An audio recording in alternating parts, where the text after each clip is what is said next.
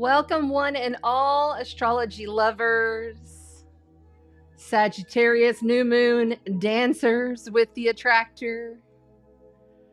Welcome, beautiful souls and Sparkle Tribe from around the world. I am blessing you with probably one of the most amazing smudge sticks I've ever received. You know, Amy Ulrich out of Washington, you really outdid yourself on this one. I can't even list or name all of the goodness that's been wrapped, hand-grown, hand-foraged, and sent to me right down here on this little space called Padre Island.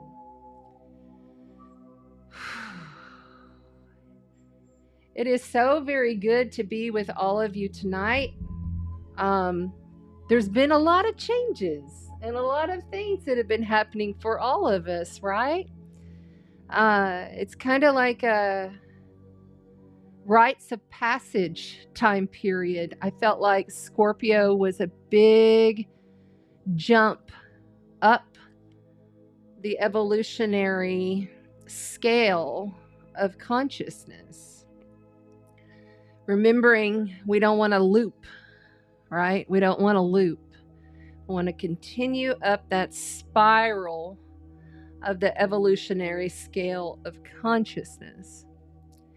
And I too am on this journey, although, wow, you know, some may say, oh, I'll just get where I want to be, but I'm here right now. Or, you know, this moment is the only moment that matters. Or all time is now. But there's something that's very clear to me after a great hiatus. You know, I've been gone almost 6 weeks. And that is, there is absolutely nothing outside of me. And I'm just going to speak from my perspective as the avatar Chanda in this incarnation, in this timeline, in this existence, in this now for me. You may or may not resonate with it, and that's okay. I always say, doesn't matter what I say, your highest guidance is going to be what your highest guidance tells you. I can show you the cycles, I can show you the energies that may be at play from reading the astrology, which is the study of past cycles, in order to somewhat predict cycles now. And we're not always right. We can only read the energy, truly. But one thing I have found is that we're questioning everything all of the time, right? We're questioning this, questioning that, only to be led to the truth that we are everything. And I mean everything. Every blade of grass, every ant on the ground, every ether of beautiful, wonderful smudge sage smoke. That's me. Everything is me. And that stands true for you if that resonates. And they say, oh, wait, well, hold on, Chanda. How can that be me? And, you know, I'm fighting with this person. They are triggering me.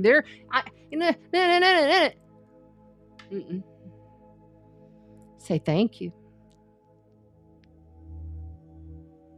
Say thank you to those that trigger you, because they are showing you something.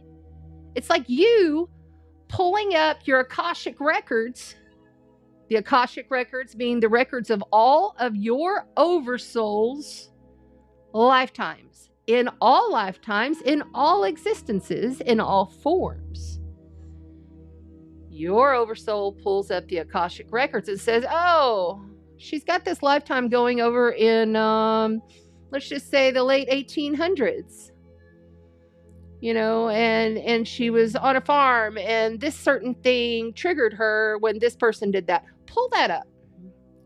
Put it in the form of her closest friend. See how she handles it. And all of this depends on how you evolve up the evolutionary cycle, which is a spiral. We and the planets and everything in existence is spiraling, constantly spiraling, okay? Although some get caught up in the loop, and it's like, oh, that same thing has come back. Oh, I recognize that now. Oh, I recognize you, fear. I recognize you, Mr. Hate, Mr. Confrontational. Ms. How dare you put a post that doesn't have everything that I need to know in it? That actually happened. I was like, well, shit. That triggered me. What am I going to do about that? I'm going to rise and continue to go up the evolutionary spiral and continue on my path. But my Scorpio stinger said, better make sure you make this real fucking clear. I'm not here to do anything for anybody except for me. Period. Now, some may call that selfish, but I really don't give a shit. Because this is my experience. This is my evolution of my soul in this incarnation. And my truth is really, honest to God, the only truth that matters, including God's. Because guess what? I'm God. I am creator source. Source lives within me. There is no aliens. There are no entities. There are no ascended masters. There is none of that shit that's coming to save me. None of it. None of it. Because guess what? I'm all of it. So I utilize and honor all of that within me to allow my soul to evolve in this incarnation.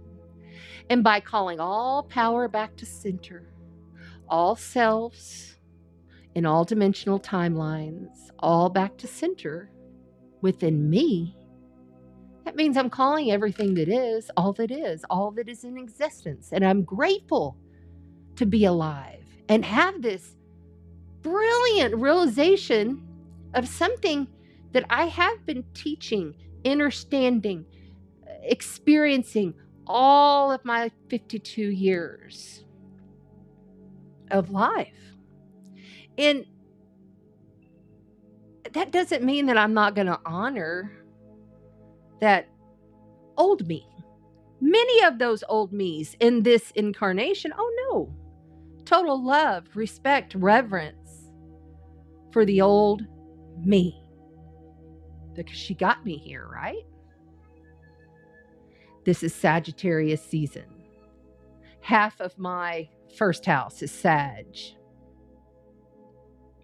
This moon is going to conjoin my Mercury, and Mercury's in Sag. So I'm having my mercurial return, and the sun just so happens to be right directly on top of my Neptune today. So there couldn't be a more perfect day for me to tell you, you're the only one here. Okay? And also, if you're here on TikTok, please double tap that screen. Please show your appreciation. It doesn't take long to go, boop, boop. Thank you. And if you're on Facebook, please share this out. It doesn't take long to go like this and share it out. And if you're on YouTube, you must have already liked and subscribed, surely, because it's completely free, and that's how you support me in doing this work. Okay? All right, so today we are speaking to the Sagittarius New Moon. We are going to look at the Sagittarius New Moon chart. We'll talk a little bit about the week ahead for Thanksgiving and our United States followers. And we'll talk about the energies of the week ahead, just a little bit. And then we're going to dive straight into the elemental reads for all of the elements. So earth, fire, air, water, based on your sun, moon, and rising. If you don't have your birth chart out, probably a good idea to get that thing out. Okay. So that you know, because we're going to hit some degree points. We're going to tell you some things because it's very unique in Sagittarius, all around fire and flexibility. Okay. Optimism, excitedness, but it's kind of like got this little bit of an oxymoron to it because we have some squares happening to this moon, you know, and we have some challenges with this moon. Saturn is very involved with this new moon. We'll look at all of that on the chart and the Great Attractor, which I will also explain. And I have a visual of the Great Attractor that I'm going to show you.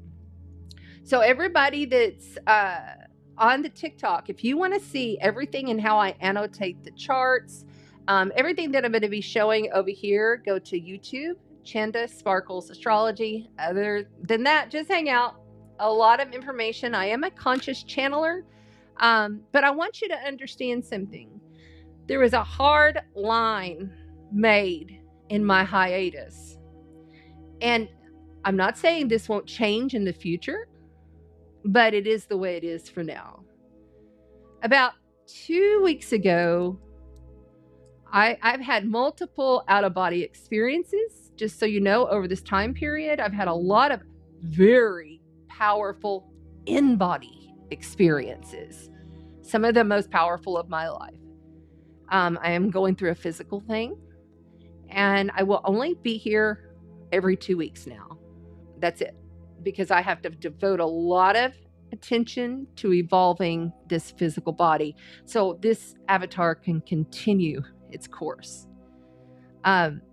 There's something that I really want you to be very clear on, and this may ruffle some other feathers or whatever. I don't give a shit. I really don't. I'm a Scorpio. I'm going to tell you just like it is. Sagittarius first house. I mean, I just going to tell you, I am no longer channeling anything outside of me. I'm no longer channeling entities, any kind of anything. That includes Lyrans, Sirians, Arcturians, Orions, Reptilians. All of them have been loved back to the light. My dragons too. Yeah, I can also hear you audibly in the chat what you think. And I heard, oh, what about the dragons? Yes. Or on the YouTube replay. So this has been so powerful that it's all become me. I pulled over on the side of the road in the hill country because the emotions that were just pouring out of me were inconceivably uncontrollable. And there was no reason for it other than I could feel everything in that moment. I'm driving and I can feel every person, like I said, it was like every tree, every hill, the land spoke to me and said, welcome home. Audibly, I heard this on my light side. This is my light side. This is my night side. Shadow answers no's. Light answers yes. And I was told very clearly that we are to really grasp this coming year. The fact that if it's not something that your person in this existence does not agree with, does not make you feel good, stop it. Even if that upsets the most important person in your life, stop it. This is a rite of passage. Are you going to pass? Okay? Stop it. And then I also was told we're all leaving. So all of the things that are all fun and dandy about everybody talking about this alien civilization coming in, when's the disclosure gonna happen, and is the RV gonna happen? Maybe in your timeline if that's what you're plugging into, but not mine. Quite honestly, I questioned whether I wanted to even continue working in astrology. And I'm evolving and changing the way I do it. I don't really even know how that looks yet. but I know it is. Another thing I'd like to bring forward is that I feel good about all of this, you know? And I feel like if more of us embrace this and become liberated from our past and not feel like we're caged and tethered and tied down and, you know, restricted, you know, it's about how we're viewing the perception that we have, right? It's how we perceive. You are the only one in your reality perceiving. That's it. It's very fucking simple. Remember to allow yourself to feel through the ending while molding into the beginning. Embrace the change because there's a lot of it headed our way. Welcome to new experiences. Another thing that came through on my travels, I often stop on the side of the road and I take little Lumerian seed crystals and I put them in the ground as a way of gridding, because as I'm driving, I'm gridding the earth in a spiritual lit way because I'm a conduit. You could be too. So when I pulled over, this 2025, and I haven't worked it out exactly how I'm going to coin this, but I do know 2025 is the year of, in Chinese astrology, the wood snake. I'll dive more into that in the future, but think about that and how much we utilize the snake transformational shedding of the skin, but it's wood. And what do we do with wood?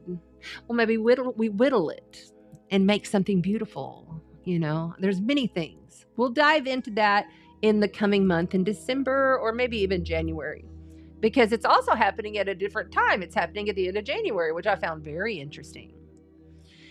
But as far as 2025, the year of 9, the entire year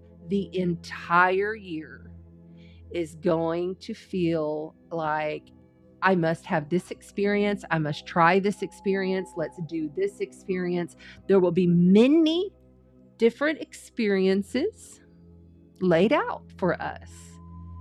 And those experiences are going to lead and show us to the potentials for the coming years. Next year is all about experiential potentials, and we'll dive more into that in the months to come as well. I am here live every 2 weeks now, so every other Tuesday I'll be here. So please come and join us. All right, that's enough for the opening channel. This Sagittarius New Moon is very, very special, so let's get into it. Let's get right on into it. I see everybody in the chat. It's so lovely to see here. Embrace the change because there's a lot of it coming our way. Renee is here. Big shifts. That's right. That's right. Sherry is here. Amanda. Hi, Amanda. So good to see you. Welcome in, Robin. Oh my gosh, I see you guys here. Very cool. Karen's in the house. And Amy's here too. Hey, hey, she says. Oh, yes. And I see more of you loading in. I'm going to keep on trucking. There is Mrs. Starr. Beautiful Tammy Lynn. Thank you for being here. Amy Ulrich, thank you so much. Thank you, thank you, thank you. I opened the channel with your smudge stick that you sent me in the mail, along with all these lovely gifts. Look. She also sent me this amazing rondellite. Look at the rondellite, and it has like a little scorpion emblem. Beautiful, beautiful. Thank you for all the gifts. I'm so excited. And I'll be making a new Healing for Humanity blend with a lot of the items that she sent me straight out of Washington. So I live on Padre Island, which is like sand and palm trees. And we get lots of sunflowers and beach flowers and stuff like that. But it's kind of hard to get like pine and cedar and those types of things. So I always appreciate that a lot. So, because, you know, the earth is medicine. Mother Gaia speaks. And, you know, it's about setting healthy boundaries with yourself and utilizing what you enjoy. There's certain things that I do Thank you. Okay, so my highest self is just coming through and said, there's certain things that you did that you didn't like doing. Because you just did it. Because that's what you've always done. Or because you felt obligated. Or because of this person will look at me wrong, or I'll get judged. God forbid someone else get disgruntled with me. No more. No more. Happy holidays to everyone as we are headed in. And there's Jess Black. Hi, sweetheart. So glad you're here. So glad you're here. Yeah. I see more of you loading in. Sherry's here. Want to make sure I said hi to her. Yeah. Hey, Sandy. Hey, Sandy. It is a beautiful Rhonda light, isn't it? Hi, everybody on TikTok. If you happen to be here, double tap the screen. We're about to go over. I'm going to annotate the chart for the Sagittarius New Moon and also speak to the Great Attractor that is conjoined to this new moon. Would love to have you over on Chanda Sparkles Astrology YouTube. Thank you. You'll get to see everything over there. Okay, thanks. All right, let's do this thing. Let's do it. Okay. Let's go ahead and make sure that I have everything pulled up properly. And that's another thing. I've decided that I'm going to drink my speedy coffee on the live stream. Oh, gasp.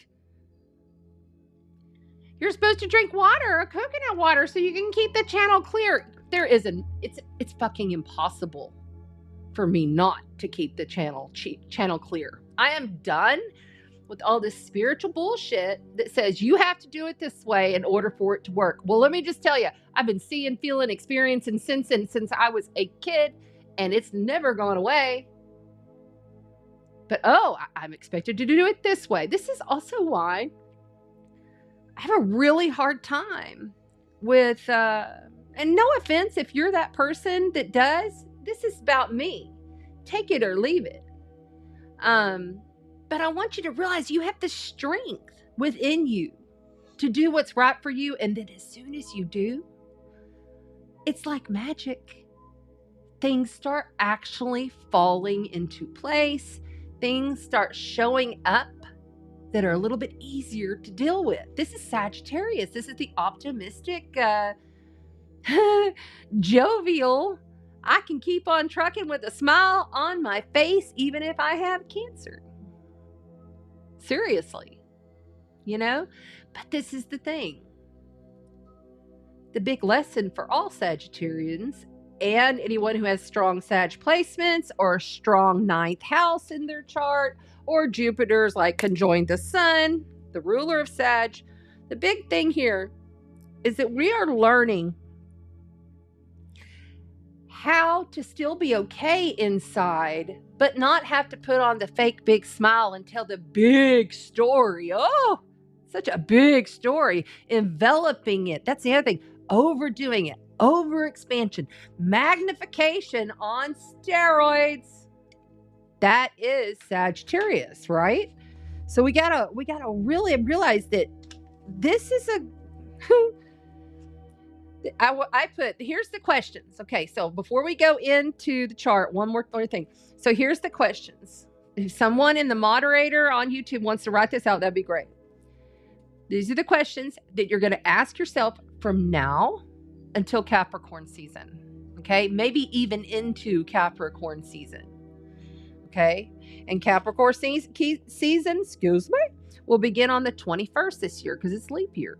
That's the other thing. Leap year is all messed up a lot of things, but does it really mess it up? Does it really? Because isn't everything infinite and divine at all times? Because you are the only person here. You are the only creator here. You're the only one that perceives and feels. No one else can truly feel what you feel. No one. And everything. We have to be willing to step out of our mind and choose our heart and be those heart leaders whenever we need clarity. Stop it with the monkey mind, especially during Mercury retrograde in Sagittarius. I don't feel like this new moon is going to give us a lot of clarity. I think it may be Capricorn or later before we realize all of the ins and outs and the workings of what's going on here, at least until the end of Mercury retrograde.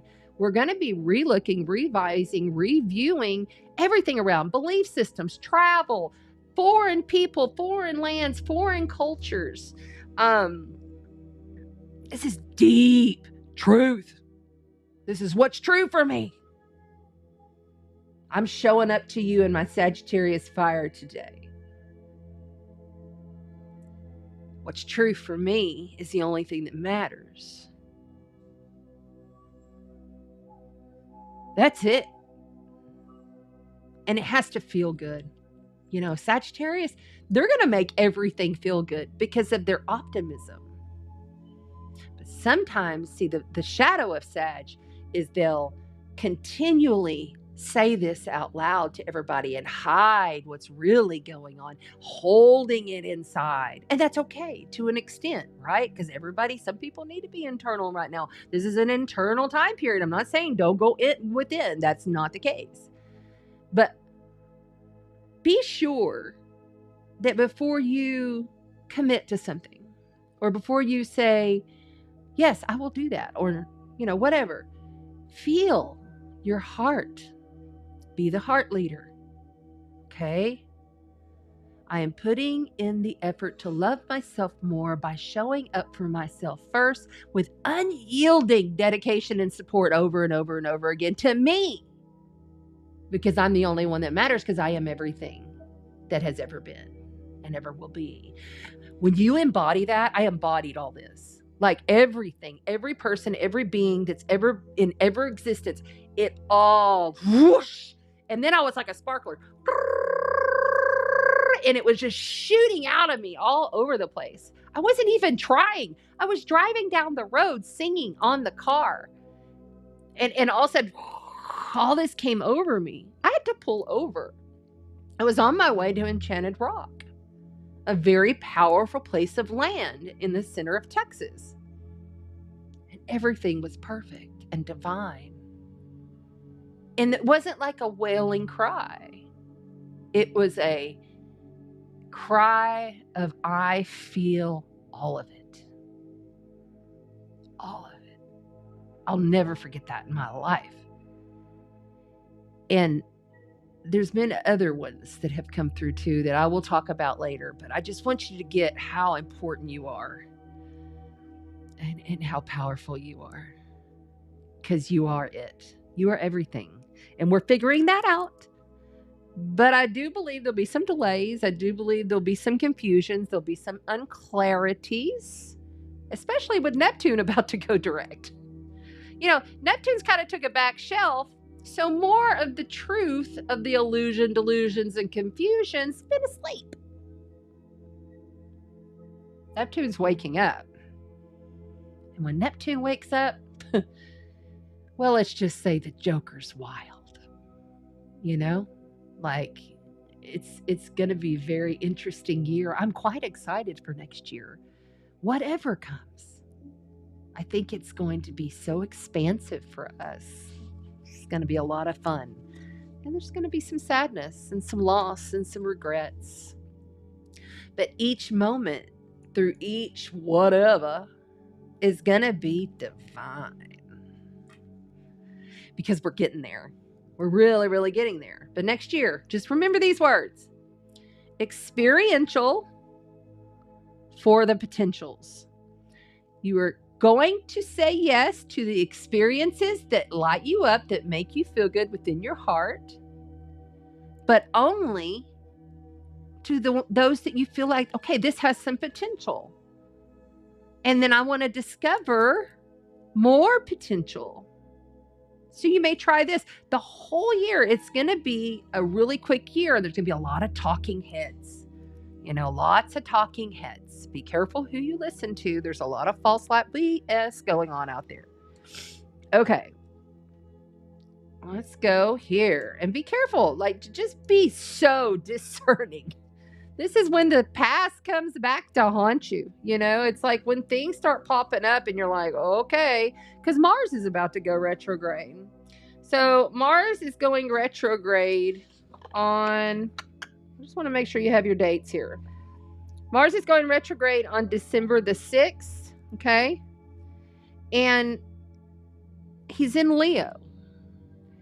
And today, or is it tomorrow? Tomorrow. We're already in it. We're in this kind of like Mars-Sun trine that's happening. And the Mars-Sun trine is always the like instigator, the activator. There's a lot of activating going on here to begin the cycle of Mars stationing to go retrograde, and that only happens every 2 years. All right? So we have all this fire flooding in with the sun. The sun is shining its big, bright, bold, courageous light right into Mars, the warrior goddess and god, right into Mars that says, initiate, go, you know, move forward. So if you feel like you've had like a light under your ass the last 24 hours, that's why. We're feeling that all week long. At least until Saturday. Okay? I haven't spoken to Pluto moving into Aquarius, so I'm going to save that. I'm thinking I might just do a separate recorded talk on that. But I want Pluto to become a little more Plutonian, if that makes sense. Meaning, I don't really want to talk about Pluto too much tonight, other than the fact that I want you to think about something. There is a reason why Pluto rules Scorpio, and Scorpio is like the underworld going down, down, down within. It's because the sun, you know, and how it's traveling. But I want you to think about the dark red minerals, such as rubies and garnets, that come from Scorpion Plutonian energy. At 0 degrees of Pluto is at 0 degrees of Aquarius for the first time in our life for the next 20 to 24 years. Okay, because he'll do his dance going in and out, in and out, in and out in 20 years. But basically next 20, 24 years. So the red ruby and the red garnet minerals that are stones, crystals of Pluto, are now in the Aquarian advanced technologies, everything that is revolutionary in the rebellion future forward sign.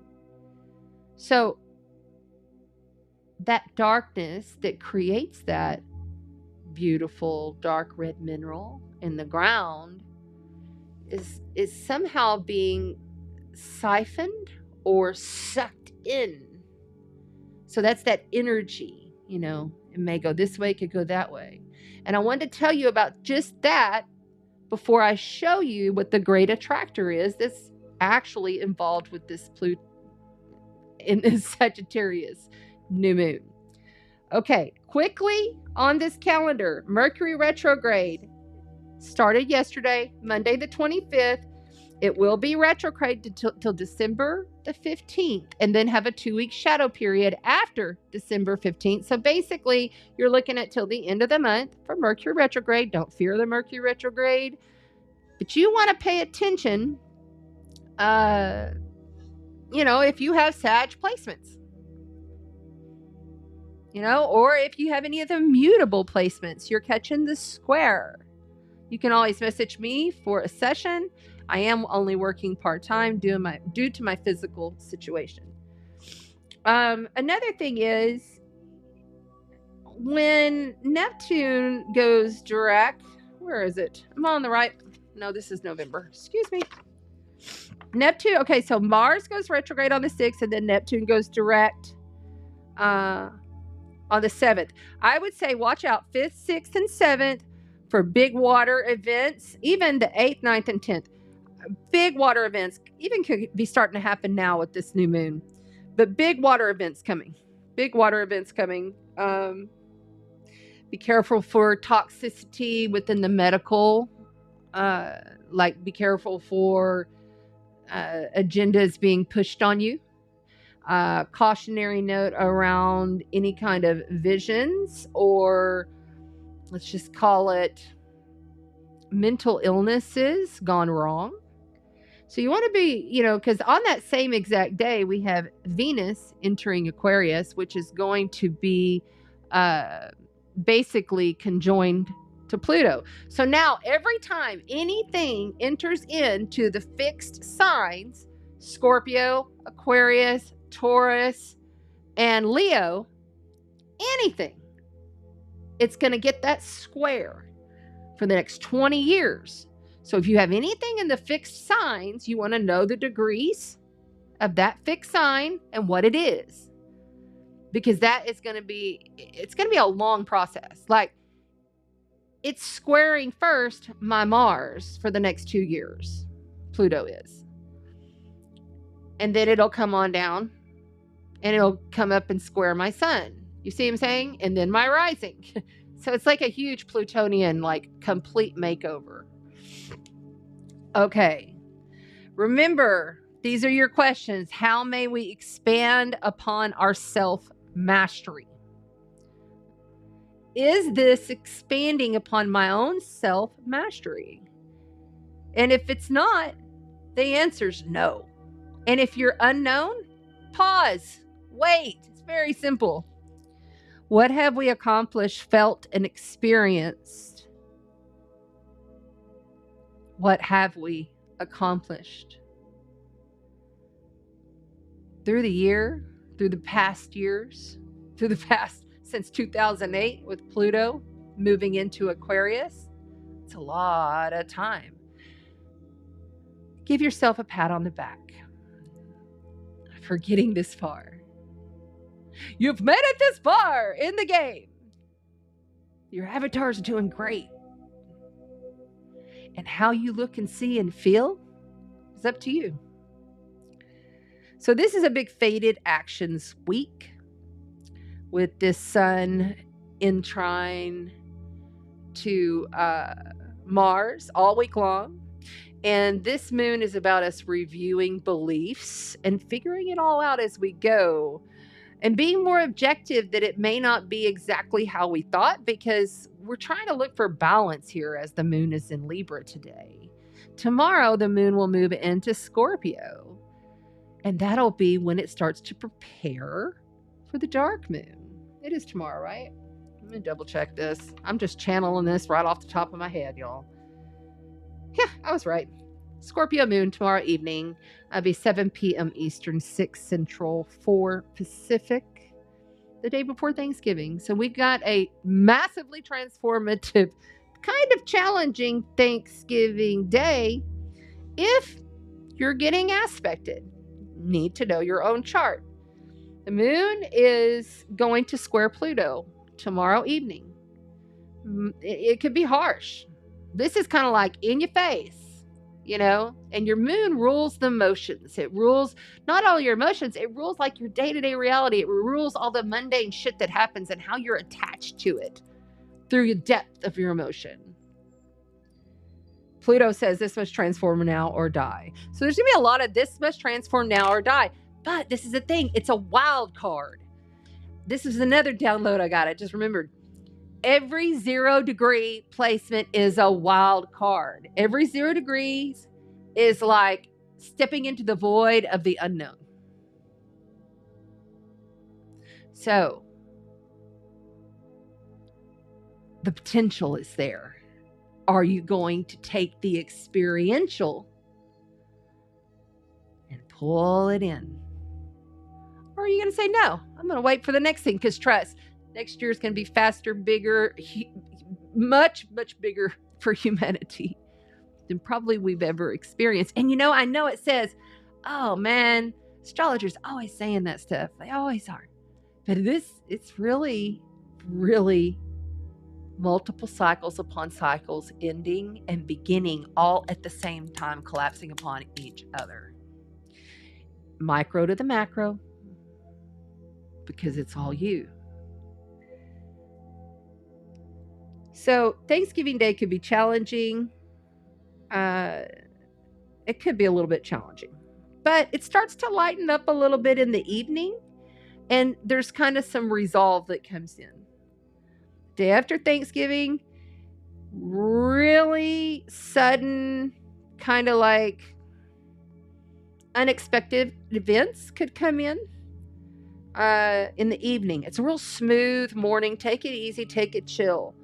You're in Scorpio. Really great morning to do any kind of psychic work. Tapping in through your highest guidance only. Remember, through your highest guidance. Even all those years that I was channeling all those beings, I still always went directly to my own source, my own guidance, and then they let it in. But I'm not letting it. That door's been shut. No more. I don't need it. I don't need it. There's a lot of things we just don't need that we're doing. Why? To keep up with the fucking spiritual Joneses? Fuck that. No. Okay. The mood gets much better. The mood gets much better on Saturday.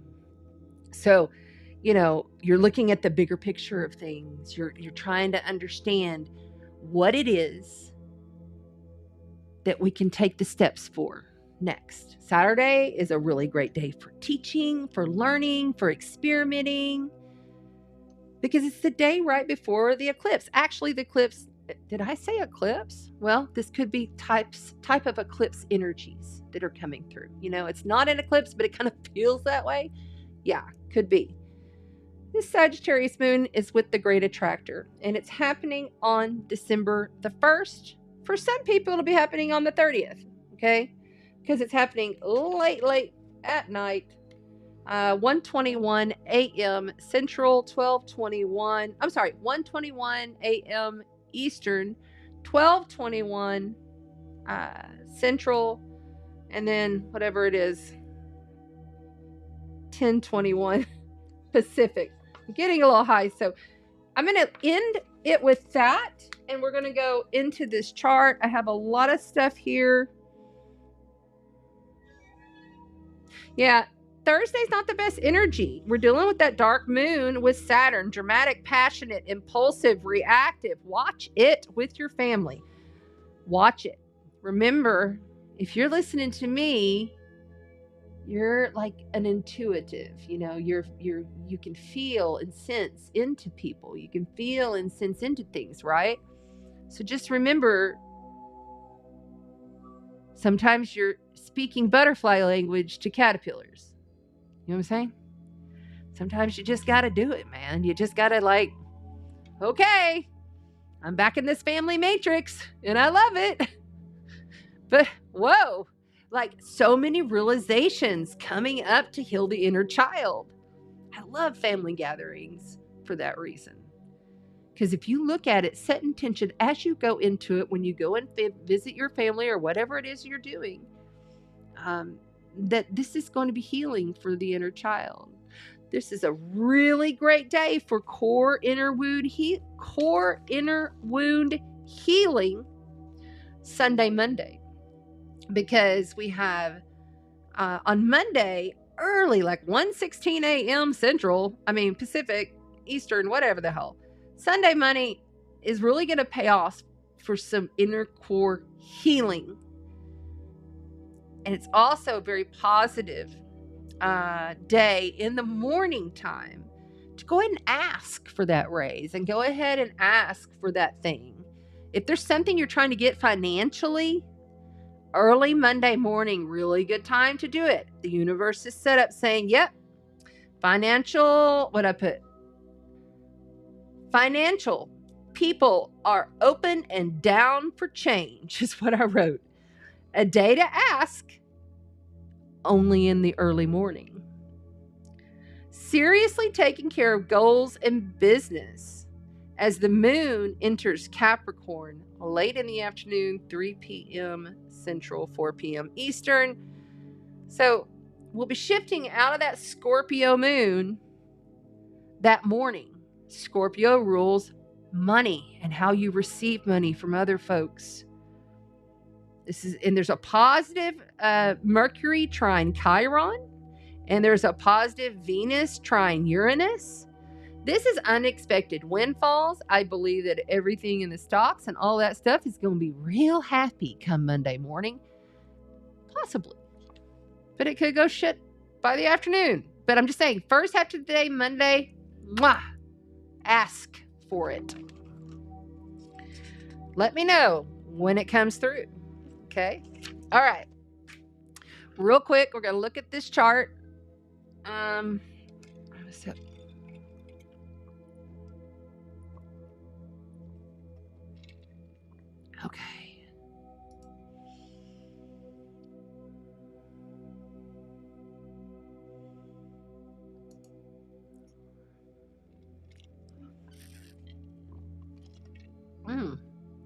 Let's take a moment to appreciate jellyfish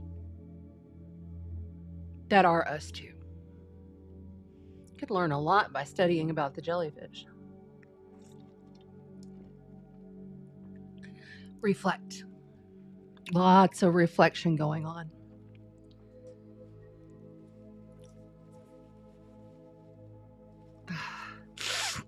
Okay. Let's do this. What are we doing? We're doing this. Come on. There we go.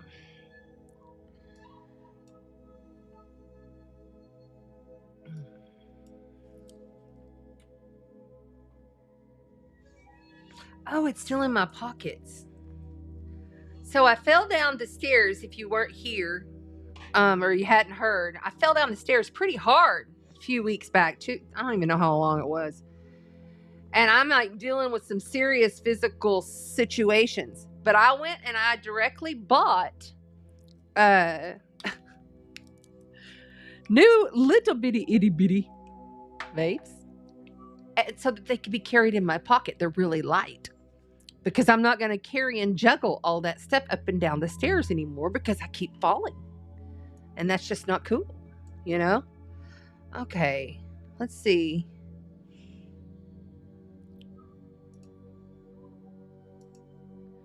I hurt myself pretty bad.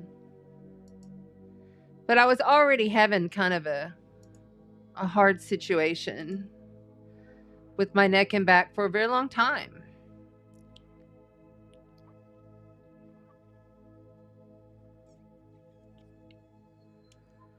All right.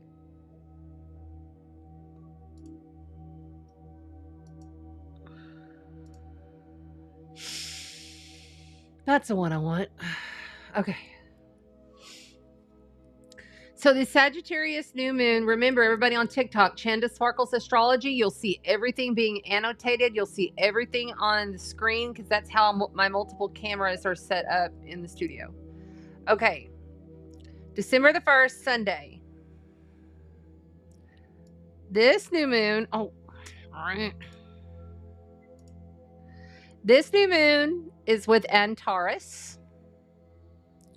Okay. And it's opposite Jupiter and Aldebaran. Okay. So, at 14 degrees, right about here, in between Mercury and the Sun, is what we call the Great Attractor. Okay. And I'm going to give you a visual of what the Great Attractor looks like. Let me bounce back over here. Oh no, we don't need that. Excuse me. I don't know why that popped up. Let's go here. No. Is this it? No, it's this one. Here we go. Okay, so mysterious cosmic rays blast Earth with record-breaking energy as of November 26th. Thank you, Kelly Wood, for sending this to me because this is going to tie in to the picture I'm going to show you of the Great Attractor, okay? So I want you to just look at this, okay? So this is being reported from the Hal Turner radio show. Maybe it's true, maybe it's not. Be very objective because remember, Sagittarius is the storyteller. And there's all kinds of craziness happening in the media because Jupiter, Sagittarius's ruler, which is overrules this new moon, is in Gemini, which rules the media. So there's going to be a lot of stories being told. Nuclear energy with Pluto just entered Aquarius, which is out there, cosmos, way beyond, multiverse type of energy, as well as dealing with Gemini and Jupiter. You know, Gemini is the opposite sign of Sagittarius. Okay, so they're on the same ecliptical line, opposite each other. And it's very interesting because each of their so the Gemini ruler is Mercury. Mercury is in Sag.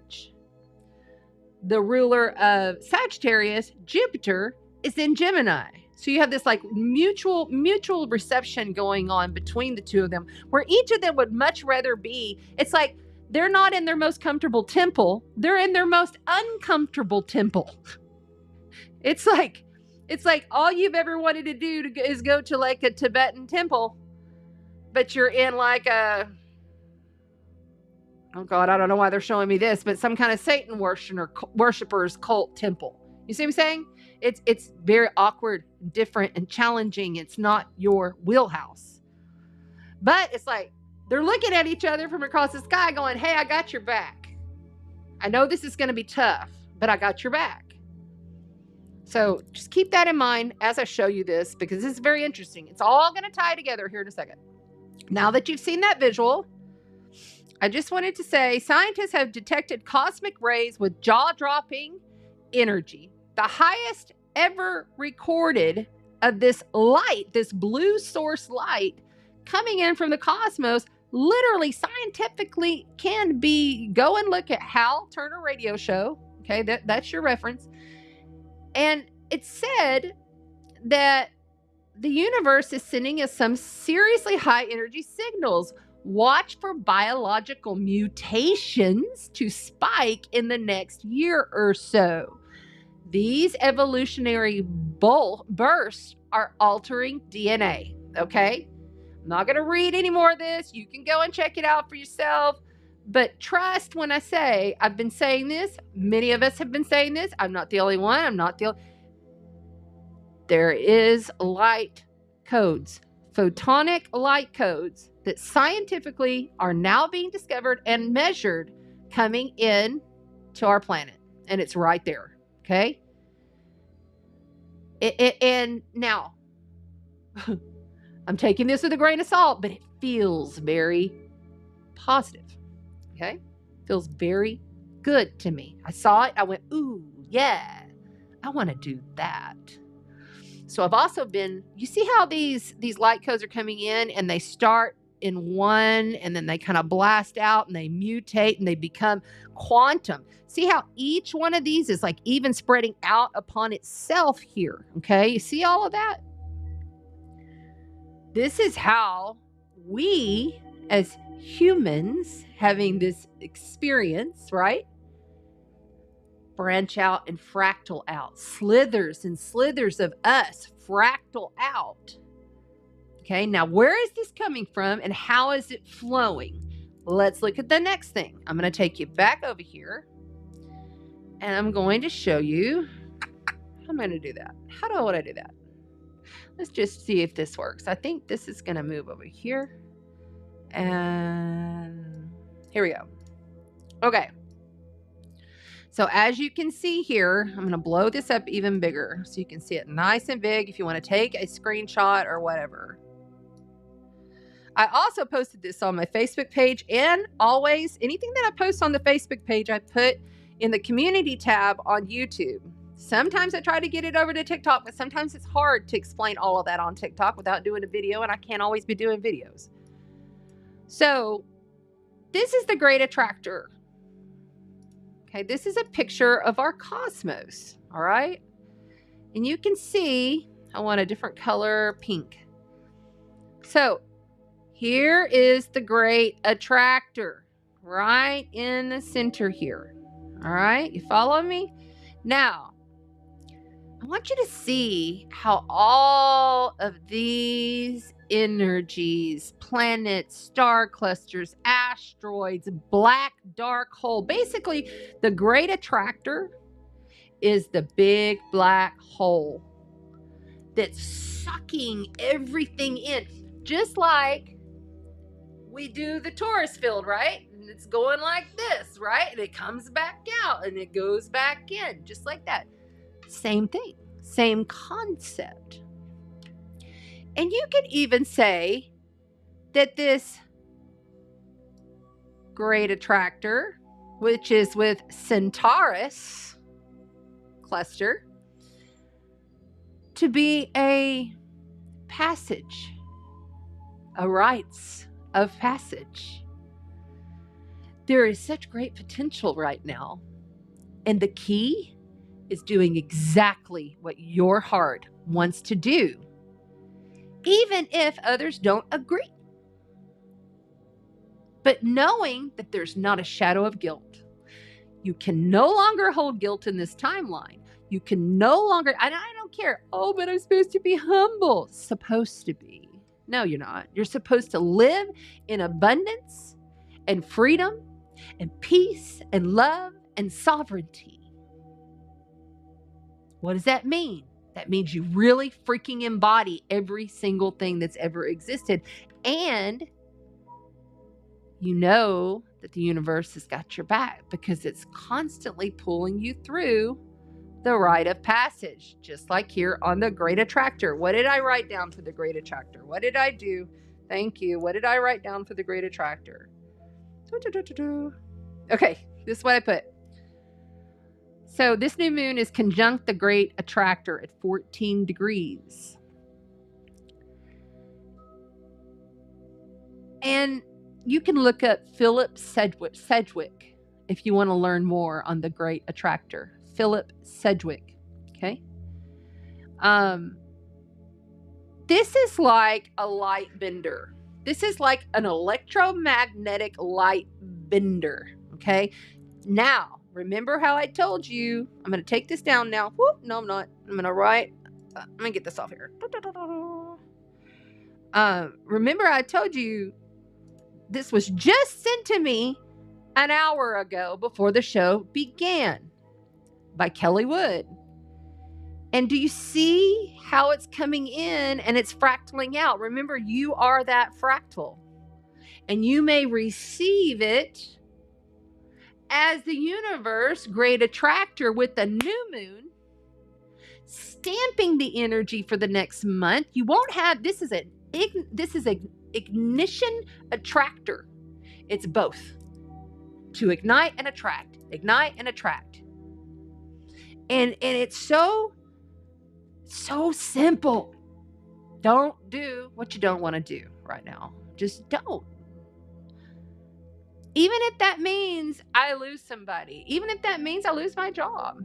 If it does not feel good, the universe is saying, if you don't have a smile in your heart over it, the universe is saying, okay, let's test them and see if they're actually going to follow their heart, if they're going to actually continually to set the pace. You are the way showers. You are the light workers. You are the spiritualists. Aren't you acting it? Or maybe you're just a human having an experience to find out the potentials of what's to come. You're creating it all. That's it. Oh, yeah, you create your reality. There are other factors, right? But when you feel and embody all it is, and I know some of you have because I can feel it in my heart, all the other stuff just doesn't seem so important. So anyway, I wanted to share that with you before we went deeper into this chart. I hope you don't mind appeasing me there. Okay? All right. So let's keep going. You know, light bender means you're a time bender. You are a time bender. And yes, throughout this next year, you're going to if I'm hearing stuff audibly again, and this wasn't just those 2 times while I was traveling, I'm hearing little things audibly in this realm, okay? If I'm hearing stuff audibly again, then that means most everybody else in general is about to start doing that. If you haven't already, it's coming. And it doesn't come when you're trying. Don't try. I'm telling you, stop trying. Fuck all the bullshit. Do what you love. All right, so let's keep moving. Boom. All right.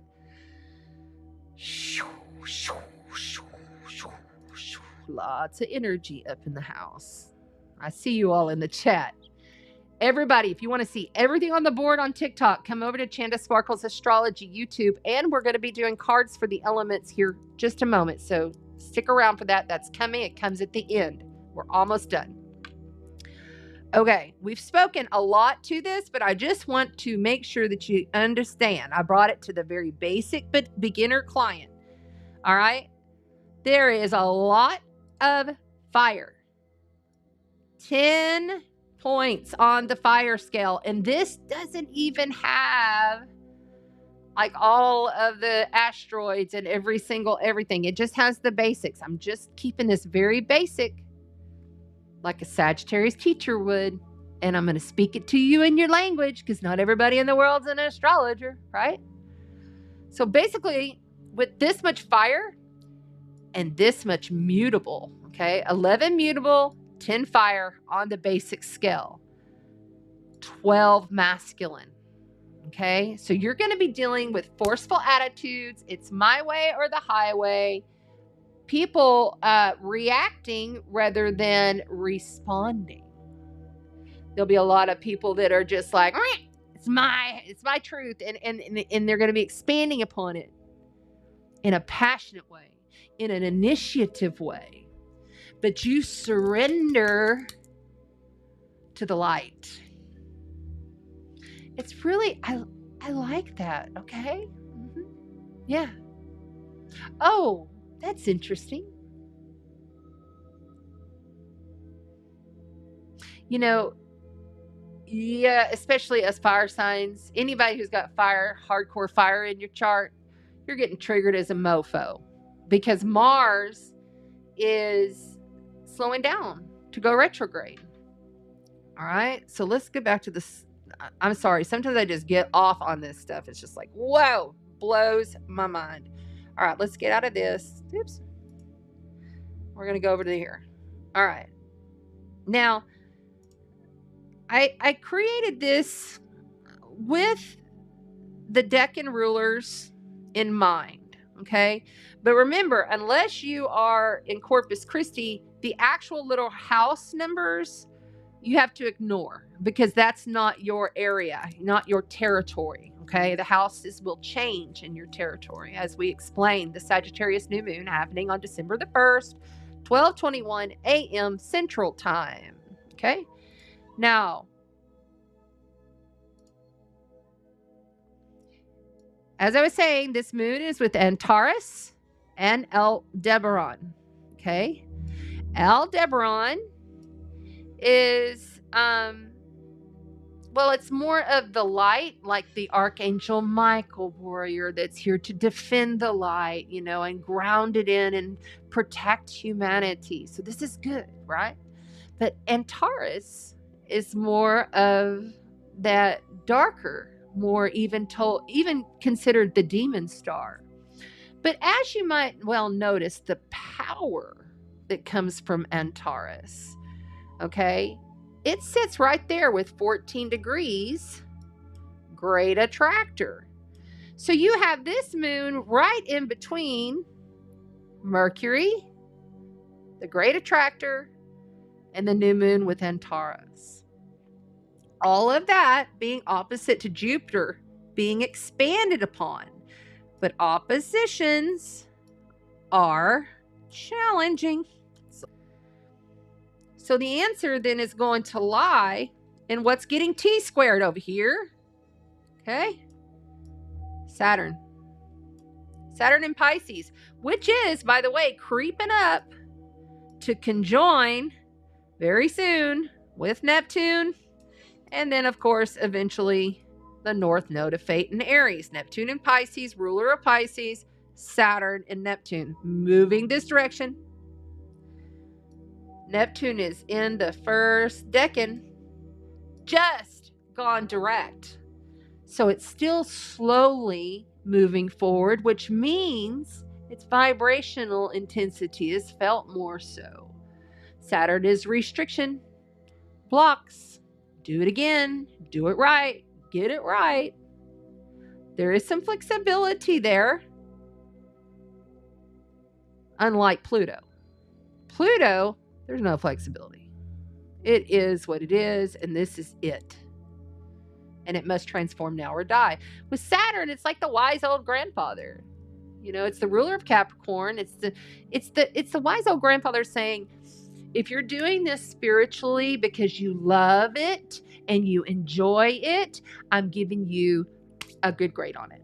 I'm giving you the pass. I'm the professor who's been teaching you all this time. And during the retrograde phase, you should have been reviewing, revising, relooking, re-understanding whatever it is for you with Saturn at 12 degrees in your birth chart. You look to the house for the how.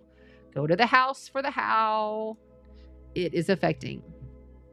So this new moon is speaking directly over. So that means, that tells me whatever is being expanded upon around these belief systems, okay, that may come up in a more shady side. Like, you may find your greatest truth lies in your shadow versus your greatest truth lying in the light. It just very well may happen. But there's a support, okay? It's like I'm seeing like a yoga teacher, a very old, wise, you know, guru type of yoga teacher. Been doing it for 40 years. Set in their ways. Saying these are the perfect steps to take to become enlightened. We have to listen. That's Saturn right now, okay? We have to listen. Listen to your elders as you are challenged to figure out what makes you joyful, what gives you joy. And that could be around travel. Sagittarius is all about travel. But it's Mercury retrograde in Sagittarius. So don't go into your travel plans thinking everything's going to be smooth. It could have some wonkiness if your chart is being affected. That's why it's so important for you to know your chart. Okay, the other thing I want to bring forward here is the fact that we have, where's it at? Uranus in Taurus, still retrograde, trining in a harmonious flow over to Venus. Okay, remember, trines are positive energy. We also have Jupiter in a harmonious flow, trining over to the South Node in Libra. And we have Mars about to go retrograde in this gorgeous fire trine. Okay, right there. To Mercury. Okay, as well as on over to the North Node in Aries. So it's a grand fire trine. There's a lot of fire. Passions, desires, initiations, fighting. I don't feel like the whole war situation, I don't think we're being told the truth on a lot of that. And I don't feel like the war situation is going to be a big situation. I think it's being done purposely in order to put a bunch of fear into all of us because they're preparing for something else. And that is just the shadow matrix. And that's what I get when I tap in. Take it or leave it. Figure out your own. Tap in to yourself. But based on the astrology, Mars only goes retrograde every 2 years. He's starting out in a fire sign. He's going to come back into Cancer. Okay. And then he'll go forward around February, and then he'll end up leaving Cancer, coming back into Leo once he's gone direct by April of next year. I feel like there's going to be a lot of homeland discussions happening with this whole war thing. I think there's going to be more of this illusion put out for us to be in fear. So, and that's just my basic understanding. I'm not going to elaborate anymore on here like that. If you want to know more, I might do it later on. But right now, I just don't think, I think because Mars is the planet of war, military, you know, admirals, stuff like that, and it's going retrograde, it's like the warrior is putting down his armor. He's putting down his sword. You know, so this is not going to be, and now granted, for the next week or so, it may look really scary because he's slowing down to go retrograde. Then he's going to go back in maybe 2 weeks, 2.5, 3 weeks. It's kind of scary, and they're going to keep feeding that beast. But I don't feel ultimately we're in trouble at all. I have a great optimism for the future because I know in my reality that's not happening. I'm not always perfect at it. And yes, I have doubt, but don't go there. Stay on the path. Your path. Okay. And that's all I'm going to hit. Just remember you're about a month away from the nodes. Well, a little over a month away. It's going to be January 11th that the nodes switch and they cruise into North Node Pisces and North Node, Virgo. So this is like we're finishing an 18-month cycle. You have until then for your new ego to come online.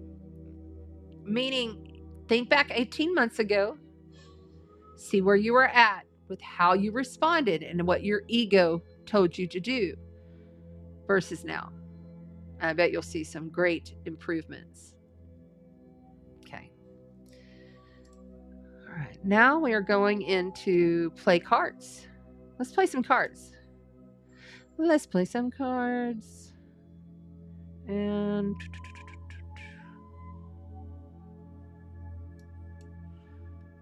what in the world? What's going on here? Where did it go? How bizarre. Oh, I see. It's been a minute since I've been here. I'm like, where did it go? Oh, you're looking in the wrong space. That's right. Kelly says, don't forget to like and subscribe and hit the notifications and share it out. Chanda would appreciate it. And don't forget, I have a Venmo as well as a PayPal. If you would like to give me a cup of coffee or some kind of a reward, all of that goes right back into the show. We do giveaways here. And I'm constantly updating. Like I just bought I got a new app that I'm playing with because I'm learning galactic astrology, which kind of already have been, but now I'm like expanding upon that so that I can show y'all the cosmos in conjunction with the basic astrology that's, you know, the evolutionary soul astrology, still based on the soul, and some mundane.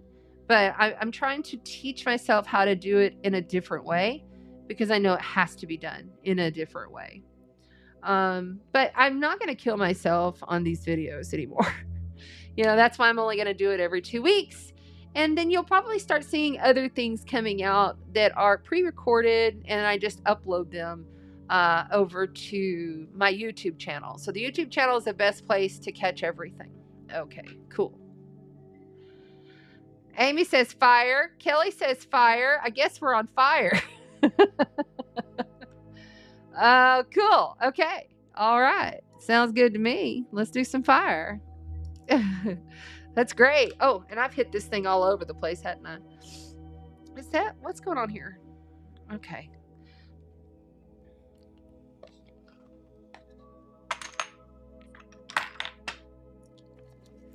So tonight we're playing with the Dragon Tarot, the Astro Matrix Tarot. We pulled out the Morgan Greer and the Golden Art. We have a couple of very interesting oracles. Okay, so first you're gonna hear this is a new deck. It's called the Roll Oracle. Okay, the Roll Oracle. So now we're gonna do 4 cards on this. If I need more, I'll pull them, but that's going to be more of a basic 4-card pull. And then we're going to ask this time, who is it? So it may be like the other person that's involved in your situation, or the other group, or how your shadow or ego is showing up. It's going to be the outside of you card for this read. It's kind of like, what role are they playing, you know, as you move through? And then at the end, we'll hear from Spirit, and each of you will get a postcard from Spirit, okay? Everyone on TikTok, I'll remind you that you can come over to Chanda Sparkles Astrology on YouTube, and you see everything on a split screen. I have a board here and everything. You can see everything pretty clear. The board's a little out of control tonight. Excuse me. There we go. Thank you guys for being here. It's so cool to hang out. It's been a minute. Hey, Gwen's popping in. I hope I didn't miss anything huge along the way. I was really kind of in it there for a minute. Ron is here. Yay.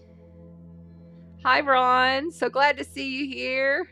Ron says, go Bitcoin. Oh my gosh, that's right.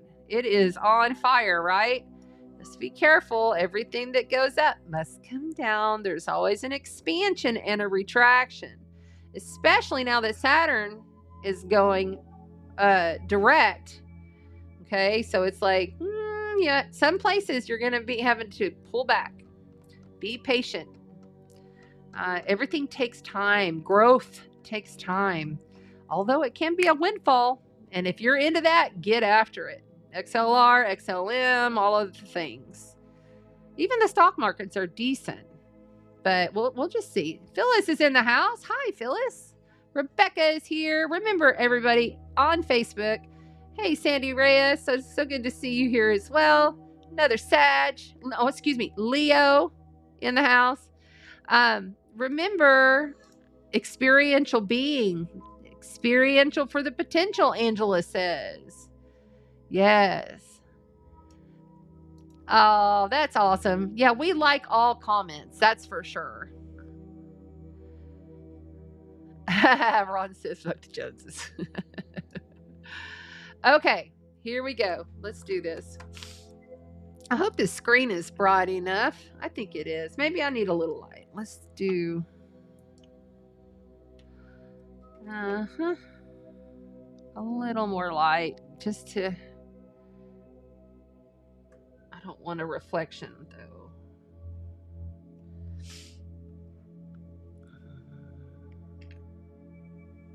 All right.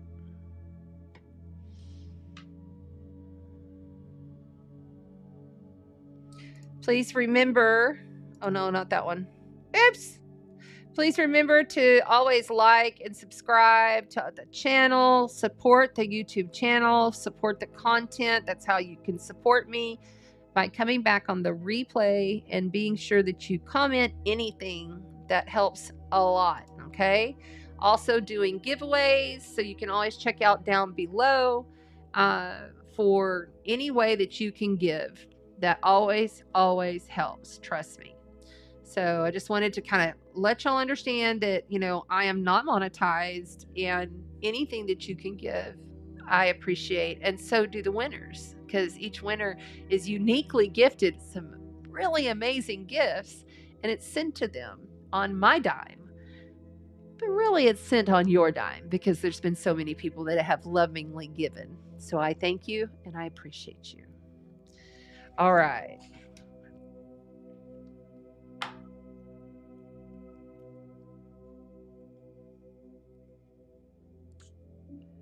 We'll also do the runes at the end.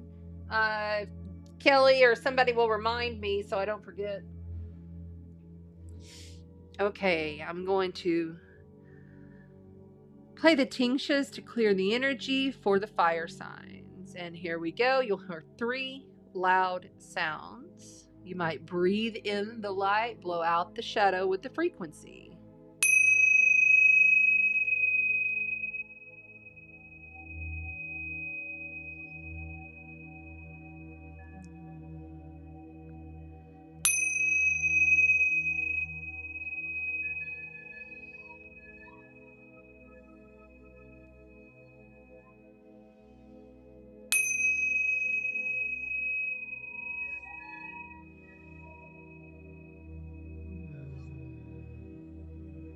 Onashete mo nake. Ishete mo kai hana I nuu ishite moe. Ake no shete. Unakai ne ishite mo nai. Oranda shete de mo kai ne ramba shete mo kai na shete mo neke. Ona ishite mo kai. O shete mo nai. Ino kaete shete monai. Inu ka o a shete muhena kai hu na she hoshake monai. O na shete unamale ukarehene shete. Unala shete monai. Unala shete monakahai. In Lakesh. Aries, Leo, and Sagittarius. Aries, Leo, and Sagittarius, Sun, Moon, and Rising signs. Aries, Leo, and Sagittarius, Sun, Moon, and Rising. What do our beautiful fire signs who are having their solar return as well as their rising return and your moon return? Remember, every time it comes around, you're having a return. The sun hits your moon, the sun hits your rising, or maybe it's your Sagittarius rising and you're having your return. So know your degree placements and follow the sun as it comes around and gives that planet placement a kiss. And we begin with the 2 of Cups for the fire signs. Soulmate union, something is coming through with you and another partner, or it could be you and your highest self connecting in more together. Most generally, this is someone stepping in as a soul mate. Now, remembering that all soulmates are not like twin flamish. All soulmates may just be something that is meant to come in to bring clarity into your life for that time being. And maybe they're there forever, and maybe they're not in this physical realm. But remember, as you progress up the spiral of a consciousness, that other people are going to come in to assist, that you bring in because it's you. Could even be that evil bitch down the road who's blah, blah, blah, blah, blah. Soulmate. What am I teaching myself? Sagittarius. Teaching, educating, expanding, growing deeper into what I believe is true for myself. I don't know if it's true for the other person. Could be. We'll see. There is love. There is courage and there is strength. And there's divine light in this union. But it's an expansion of the heart and the intuition. Not necessarily the physical. Oh, am I holding these upside down? I am. Okay, we're not taking the reversal here. Okay, so the next card that we have here, and I'm going to zoom in on this camera just a little bit so you can see it a little closer. There we go. Next card we have here is the challenge position, which means there's a love union. There's a soulmate union that you are moving away from or that they are moving away from. Okay, could be vice versa. And this is your challenge, is to do it.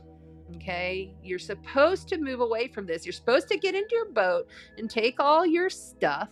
Okay, think your ideas, your belief systems, your structures, and everything, your family, whatever, and you're going to get out of those choppy waters and move on to a little more smooth sailing.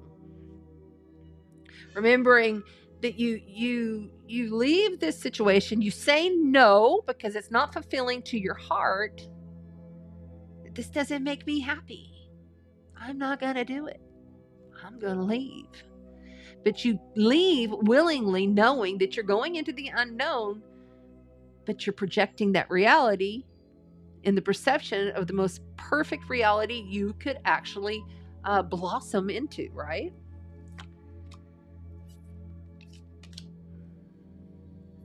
What in the world? Why do I keep falling weird? Followed by the Wheel of Fortune. You know what? It is a karmic time. You know, Saturn is Father Time and rules the karma. Pluto a little bit too. But Saturn is like, okay, I've been watching you. I've been testing you. Did you learn since the last time you were in this situation and you had to leave the situation? It's like it's like asking yourself, am I looping? Am I going back to the same old same? Or am I going up the evolutionary spiral? Whatever is coming in will sustain, okay? If you leave the situation. This is a sustaining card. The Wheel of Fortune isn't always about fortune, although it could be. It could be monetary abundance or something that's given to you that helps you on your path.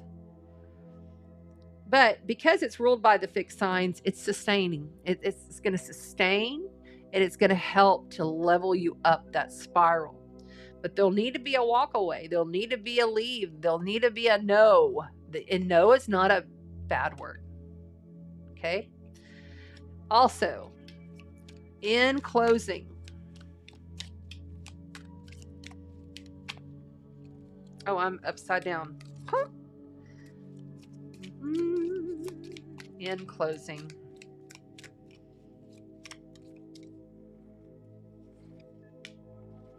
you got another 6. Out of 78 cards, you got 2 of the 6s. Okay? This is accolades. This is getting your just deserves. Okay? This is woohoo, fire signs. You did it. We see you. You are recognized. You are loved. You are appreciated. Here you go. Okay? You're riding in through your karma. You know, all of your karma is being cleared here with this right here. Doesn't mean that the war is not over. Doesn't mean that the battle is not over. Doesn't mean the ride's not over. But you're coming in and they're throwing flowers at your feet. Throwing flowers at your feet. Because you left. Because you went a different direction. You knew this wasn't working for you. The good fortune will come through. Some kind of abundance will come from you leaving the situation. It's up to you. On the bottom of the deck, you get the other 6. That's 3 6s out of 78 cards. You almost got every damn element on the board here, fire signs. Okay? The 6 of coins. Reciprocity. Give and take. Having enough to give enough. Okay? Really understanding it is time for you to take your passion in control, like step it up with your passions, your creativity, your desires, but still be open. You know, take the bull by the horns, but still be open. It may not look the way you want it to, the way you dreamed it to, the way you thought it would be. Most likely not with Mercury retrograde in Sagittarius, okay? So we are really restructuring our belief systems in a massive way over this next 4-week period. And I feel like somebody's going to come give to you. See how he is offering and you have the Wheel of Fortune here because you left. Okay? And this may be painful because you thought this was going to last forever. Soulmate union, work, family, whatever, love, but you end up being celebrated for doing so, and then something is gifted to you and you're able, look right underneath that is the wands, the Ace of Wands. That's your fire right there. Boom. You took the bull by the horns. You realized that this was like your rite of passage, your final judgment call. This is it. Okay. Now, who? So this could be who, or it could be the energy. It could be something, a representation of your shadow. This is the role oracle. So who, what's the role of the other going on in the fire signs, please? What is the role of the other? We also are hearing, we know that you have plenty of confidence to take that bull by the horns, but we don't want you to feel as though you're guilty for doing so, because that will fail your rite of passage. That will fail. It will be a failing grade from the guru Jupiter or Zeus. Jupiter is Zeus. God. What the fuck? Add all those cards right there. God.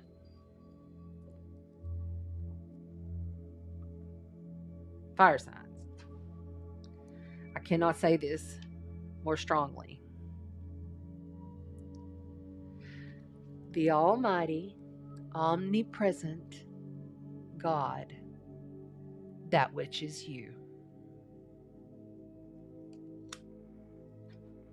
Now, you're going to hear from Spirit. I'm not going to say much more on that. You fill in the blanks. It's up to you anyway, because you're the only one here. I am you. All right. Dearest you, fire signs, Aries, Leo, Sagittarius, Sun, Moon, and Rising.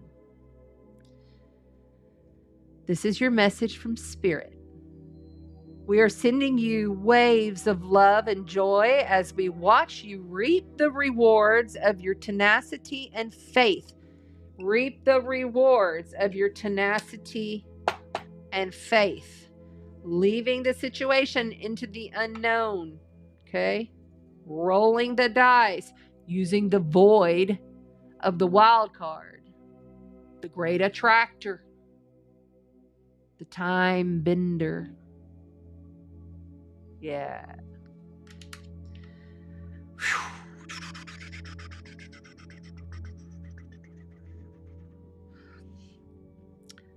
Tenacity and faith. We know how long it has taken for you to reach some of your goals and that you've had disappointments along the way. Right now, we are suggesting to you to take a deep breath and fill yourself up with gratitude and tune into the vibration of the well-being. Temporary conditions may be trying to hypnotize you into seeing something else as your reality. But we know that happy rewards are on their way to you even now. Change is the only constant, so be open to it. You will achieve your dreams and more, we promise. But more importantly, your happy rewards will be gathered up in the small moments, the gentle breezes, the soft kisses, and the quiet commitments you make. Your happiest moments will be on the journey itself, not in the arriving at any destination. Wow, that could be so perfect. You are surrounded by so much love and care. Can you feel us? Well, of course you can. You can feel it, right?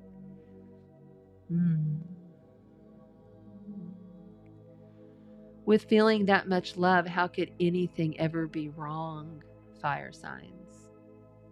At all.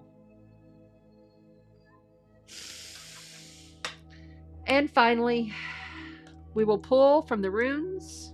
Pull from the runes for you. Calling on the Norse god Odin. Calling on the Sky Daddy Zeus.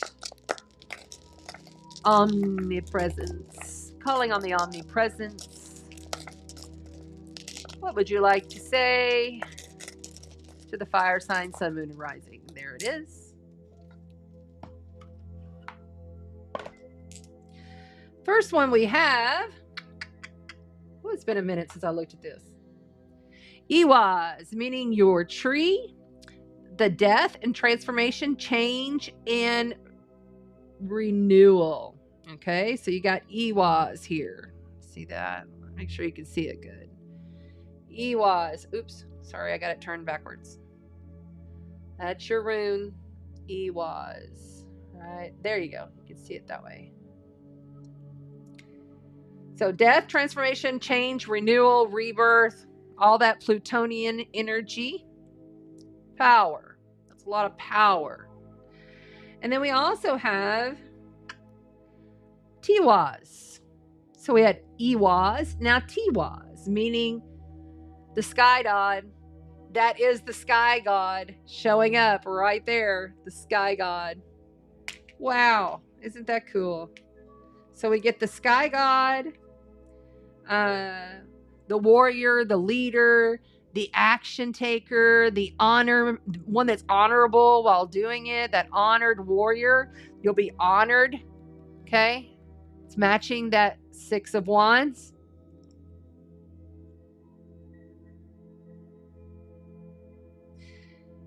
And finally, we have, where's this one? Why am I not seeing it? Huh.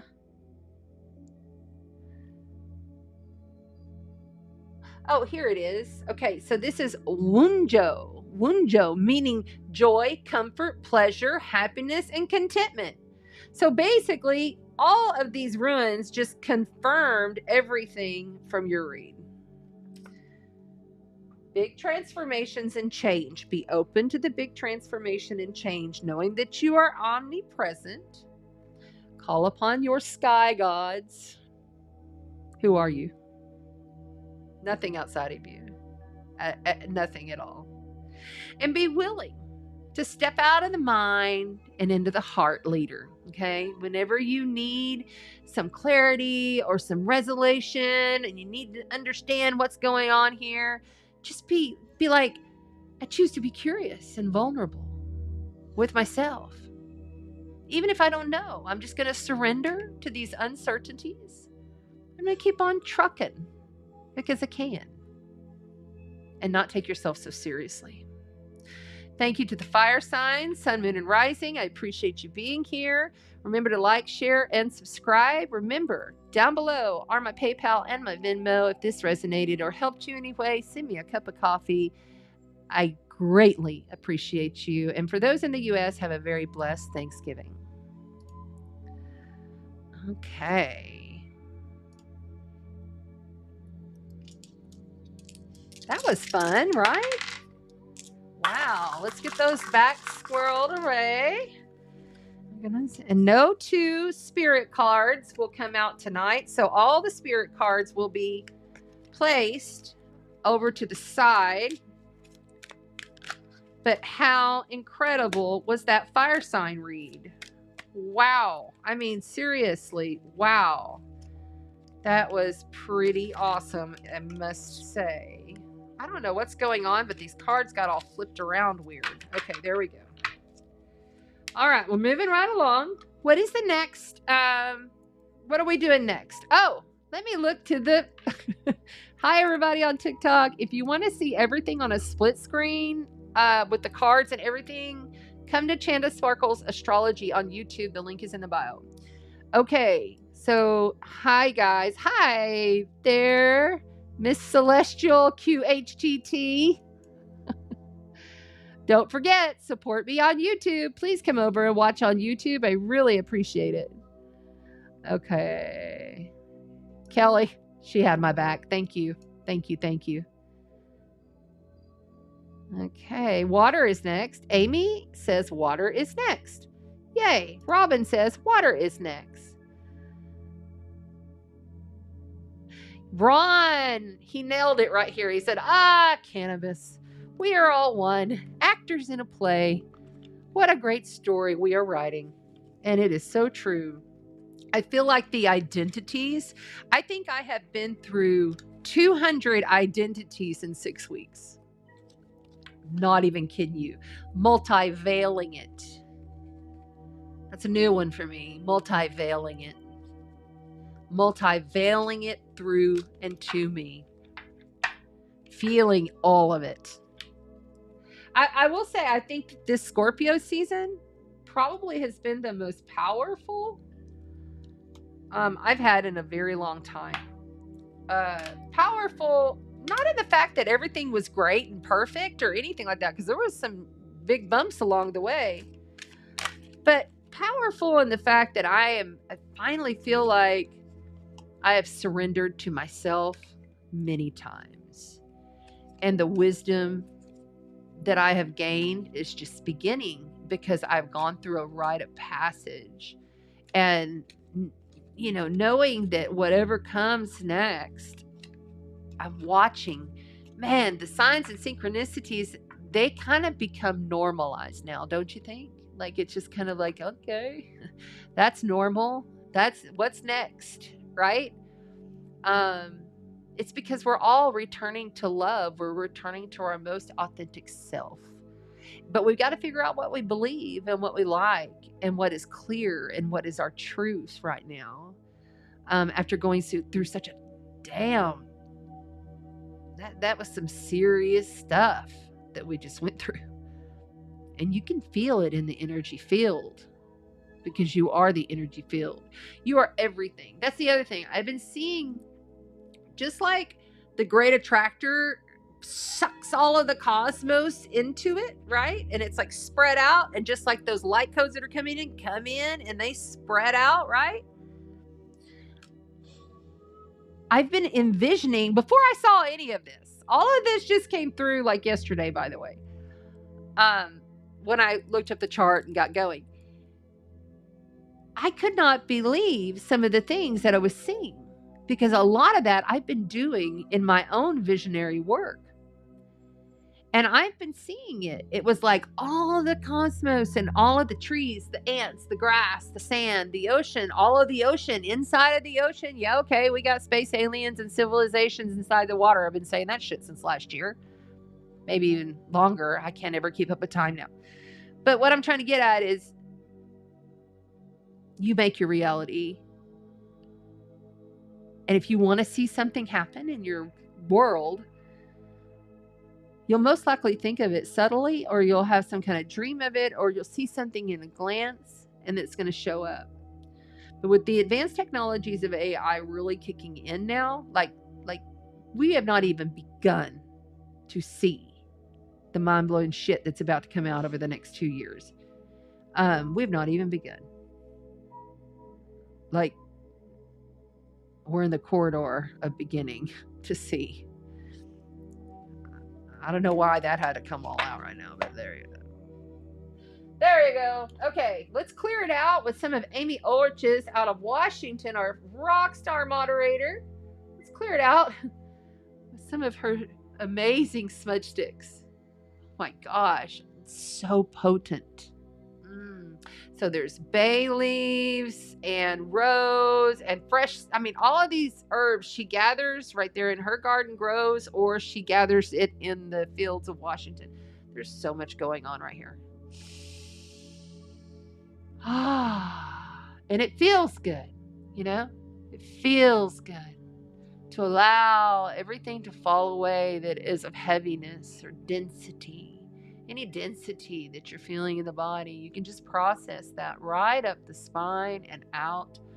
And I am going to sit down, not tonight, stay focused, but I am going to sit down and do a video on how I'm healing my neck and my back. So if anybody wants to take some of those tips, because I'm already healed, you see. It's already done. And it's happening. There's other things that are going to come and rock our world, and more blocks, more restrictions. But that doesn't mean that I can't heal. That doesn't mean I can't have abundance. My grandmother passed away. And those SOBs on that side of the family didn't tell me for 2 months. I don't know why. Makes no sense to me. But you know what? They did me a favor, because I processed and worked through all of that. I found this out back in October. And what I figured out is that when people are doing you wrong, you're doing you wrong. You're doing that for you, for your benefit. It's like magic, man. You just excel at the next level. All you have to do is be realized within it. Just be realized within it. And it happens. And it's incredible. It really is. All right. Don't know why, but that had to come out too. A few seconds buffer pause for me, but could be my internet. Yeah. Okay. That happens sometimes. Thanks for letting us know. I've got full signal here, and I don't see anything. But FYI, that happens when they're coming. This energy is just coming through. It's just streaming through, and I'm speaking it out. I don't go by script on these. I just go. Okay. Yes, Gwen. Gwen says, big stuff, multidimensional nature's opening. Yes. I'm feeling, because I've always felt we are the veil. There is nothing. We are it. And I'm feeling multi-veiled. And feeling each fractal of the fractals on a quantum level of everything embodied. And it's a trip. You know, I say it all the time, driving down the road or even here at the house, I'm like, life is a trip. You know? Okay. Let's see. We're on water? Yeah. Oh, wrong one. Okay. Water. Sorry. I got off on a high there. Water signs. Okay. I guess I can move this banner now, but remember to like, share, subscribe, welcome water signs, do all of the things so that you can support the channel. Venmo and PayPal are below. Check it out. We're going to jump right into your reading here. Water signs. Sun, moon, and rising. Well, that came out quick. All right. So we are kicking it off with the 9 of Swords, followed by the Ace of Pentacles. So the 9 of Swords. 9 of Swords. This is anxiety, staying up. Somebody is not feeling so great about life. It's a lot of mental strain. Could even be headaches, not sleeping well, feeling trapped, feeling lost. But your challenge is to realize there's a new tangible start through all of this horse shit that you're going through. Some kind of new start. Now, remember, often the 9 of Swords, because it's all about the mind, the swords are about the mind and the processes and the speaking and the communications and how we communicate. All of that is under duress. But you're challenged to realize in the 3D realm that we traverse as humans, you're being offered something tangible through it. You're being offered an experience to find out the potentials. And it's just a seed. It's an offer of passion and growth. You see the white lilies and the red rose. Be careful though. The rose can be thorned, right? Like you gotta watch what it is that's coming in out of nowhere as you're in this anxiety, distress, whatever it is. You are the only one that's going to keep your cage in that mind. Nothing outside of you controls you. Nothing. And remembering water signs, sun, moon, and rising, that is Scorpio, Cancer, and Pisces. I'm not even sure if I said that. Remember that these Ace of Pentacles, it's not just going to be like coins showing up, although it could be. Those of you playing in the crypto. Very well could be, but this is tangible stuff in your reality. You know, this is like, here is a seed. What are you going to do with it?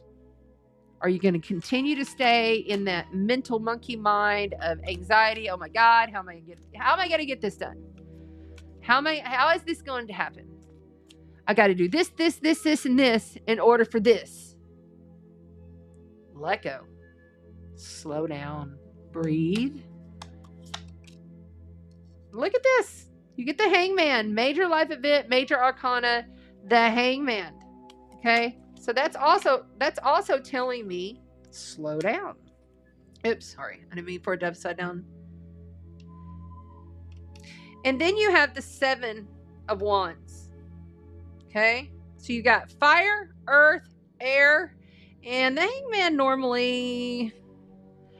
I like to see the Hangman differently. I've been reading since I was very young, though. I like to see the Hangman differently than most people.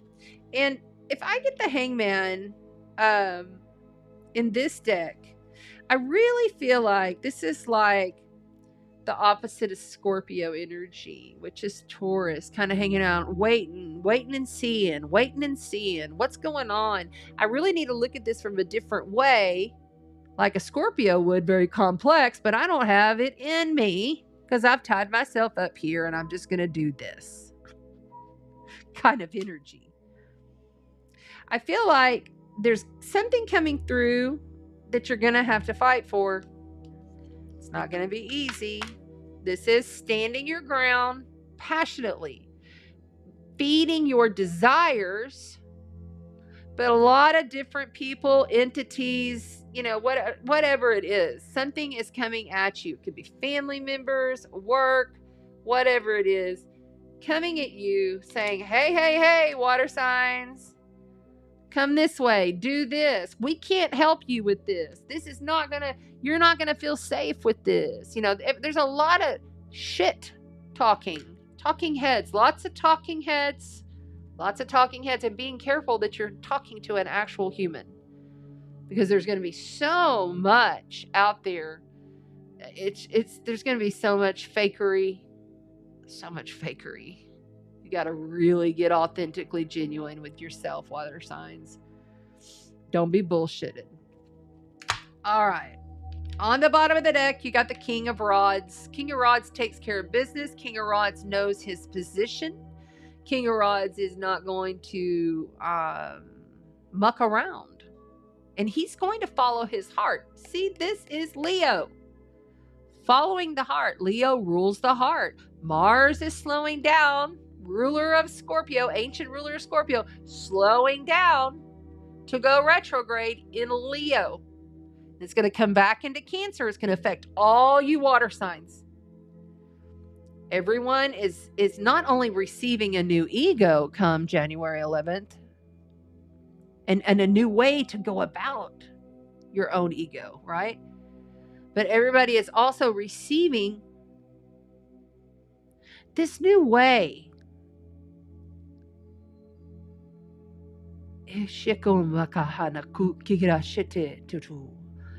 a new way of the integral self that can only be embodied.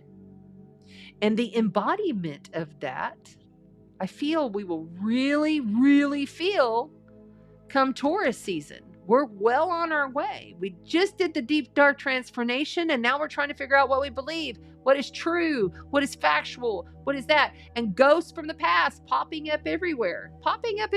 Ghosts from the past. And that doesn't just mean like real ghosts. It means like people that you used to know, situations that you used to do, coming up. Are you going to do it?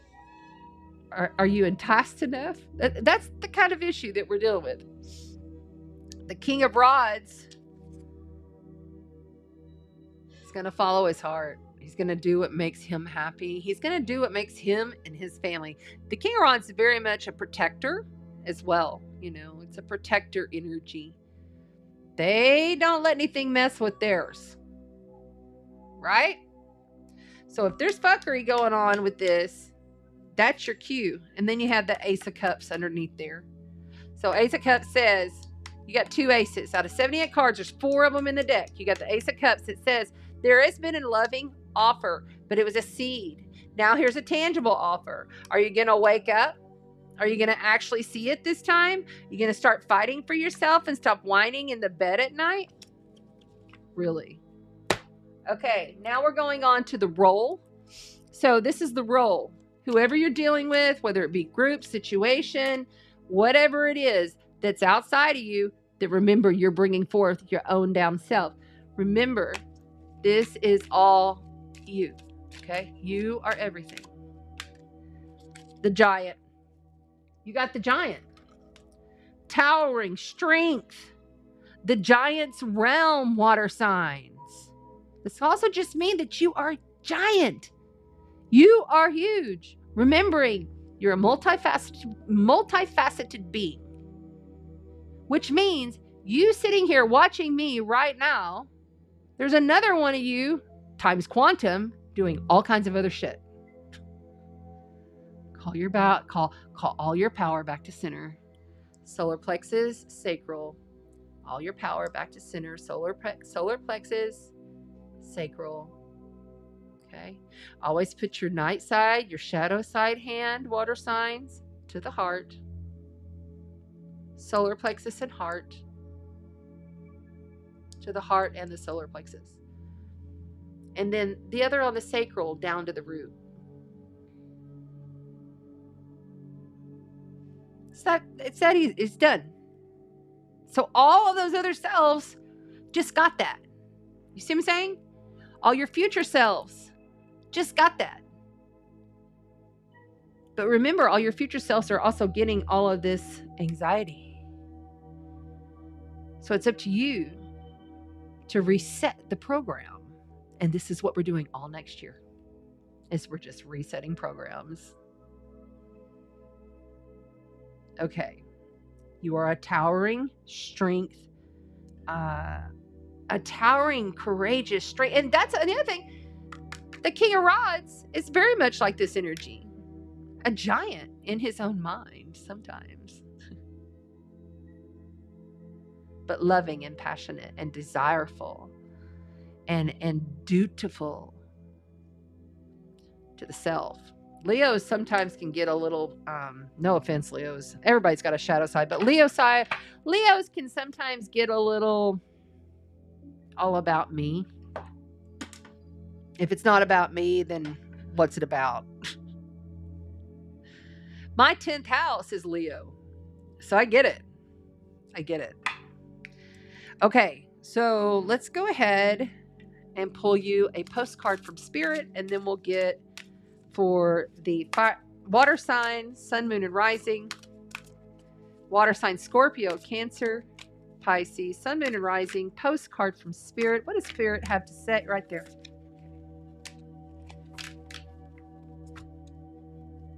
What does Spirit have to say for the water signs? Dear you, uncertainty is the new normal for the whole world. Things are changing at a rapid pace, and the old ways we once trusted are no longer reliable. But leaving the familiar behind can be a very good thing. When you are pushed to step into the unknown, you are pulled forward into discovering the new possibilities that have been hidden in plain sight. Then your small self, that have been hidden in plain sight, than your small self.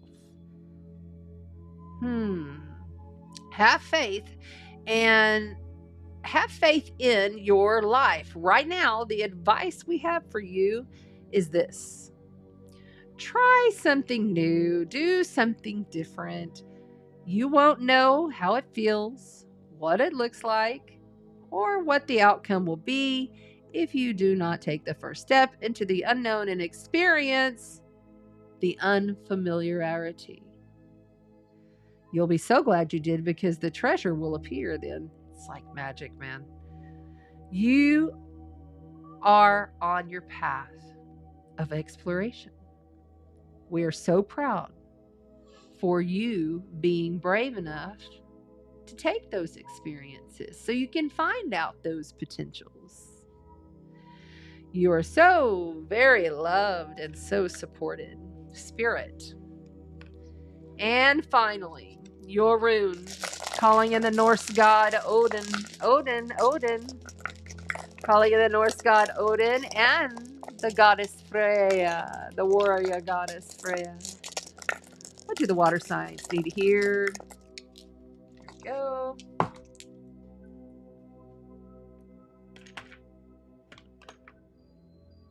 Okay. Jeez Louise, just stay there for a minute. Okay, the first one that you have received.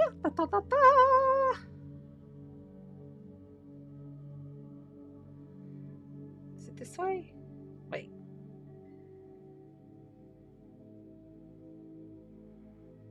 It's like my eyes don't want to focus on these.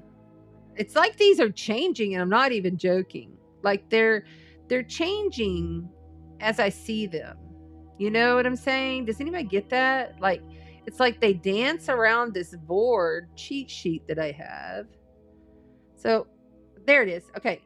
Manas, meaning man, the self, the inner self, and the development of the soul searching. When I look at this, I don't, it could be another man, or it's just like, just you being proud of the self and knowing that you're developing as you're searching. You know, because when we're in anxiety, often we're searching. We're like, I need to get out of this, you know? And then you got the wild card. You got the void. You got the great attractor, water signs.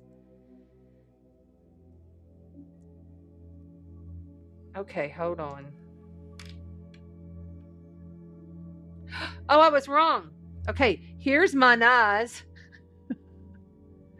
Okay, that one that I just told you, it came in, but I was misreading it. This is Manas. Okay, so here you go, everybody. There's your rune.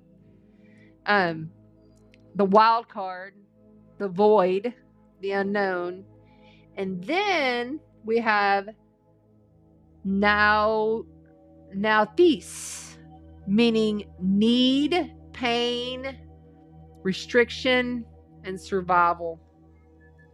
So people are going to need you. People are going to be like looking to you, water signs, for their survival.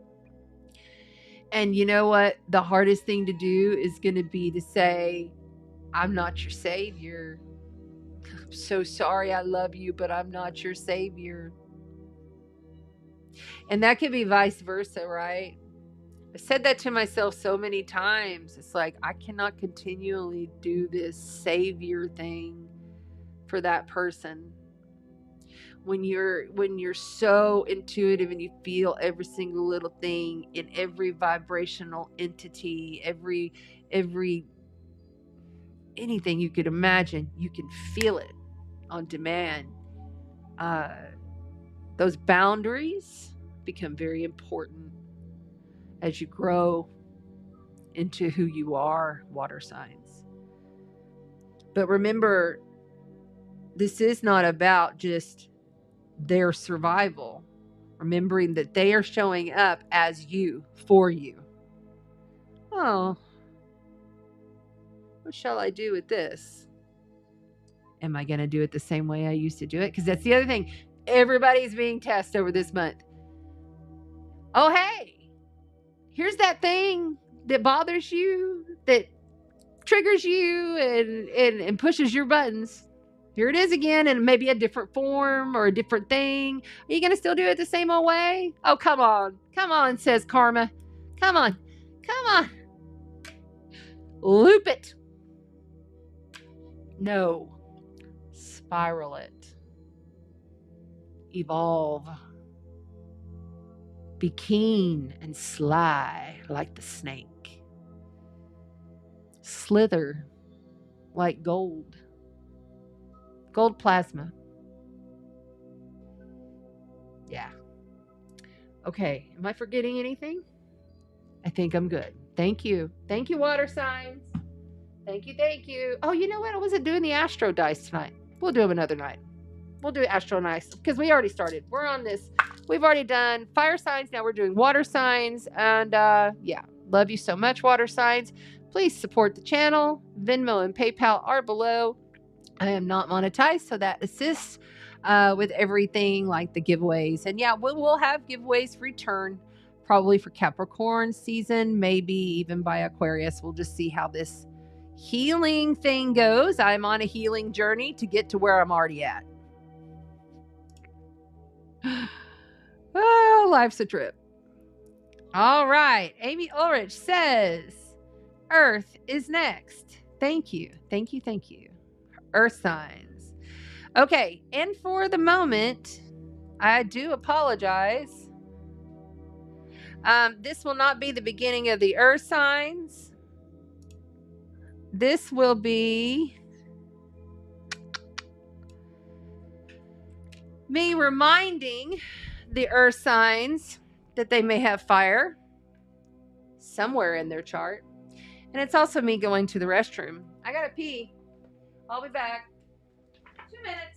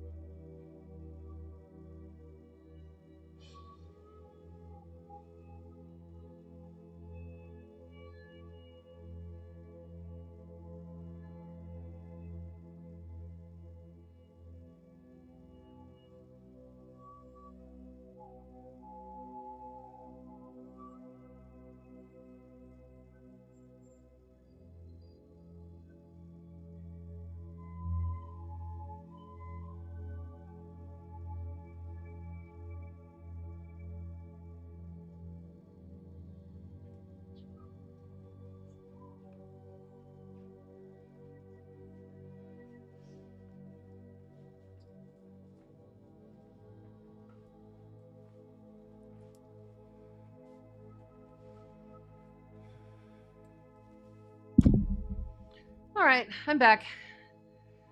Now, we have already done the fire signs, and we've already done the water signs, and we are on Earth, which is Taurus, Virgo, and Capricorn. Taurus, Virgo, and Capricorn. These are your readings for the Sagittarius New Moon, Sun, Moon, and Rising.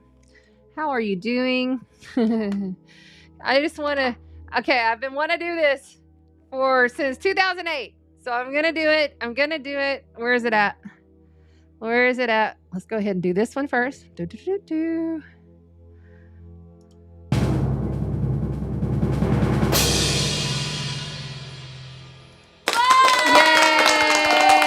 Congratulations to all of the Earth signs. Congratulations, especially to Capricorn. You have succeeded and completed a Plutonian transformation on the deepest of darkest of levels. It is complete. You should be proud of yourself.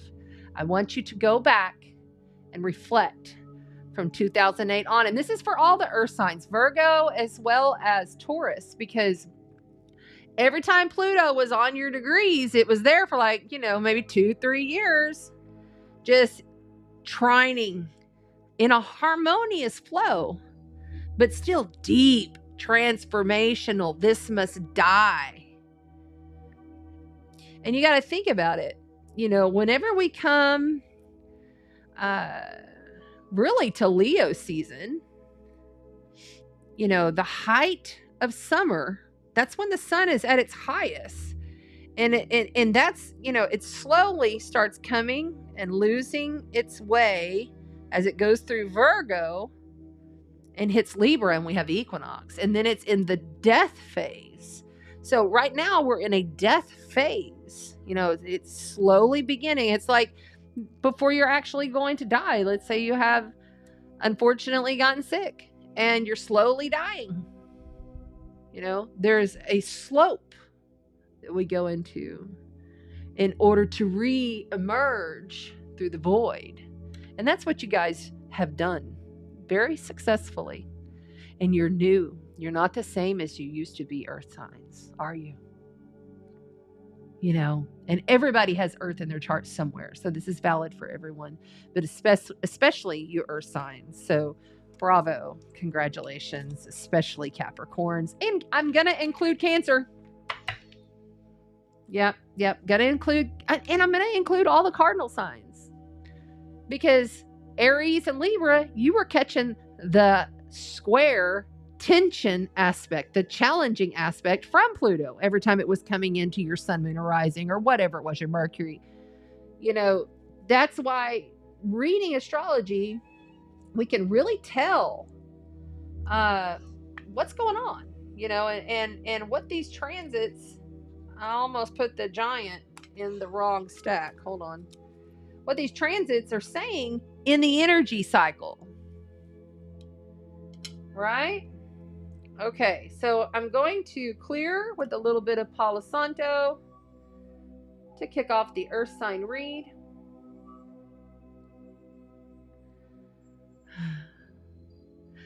Hi, beautiful soul. I see you on TikTok. Remember, if you are on TikTok, you can come over to Chanda Sparkles Astrology on YouTube and see all the cards on the board on a split screen. Or just hang out. All the messages are intuitively flowing from my heart to yours. And I keep moving this away from the flame, which is not a good thing. It's like, come on, catch fire.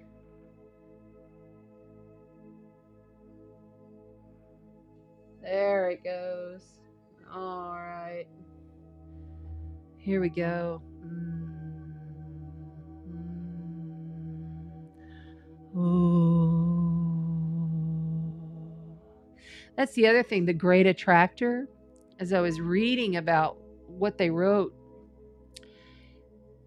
it's all about vibration, okay? And everything is sound. Everything is vibration, right?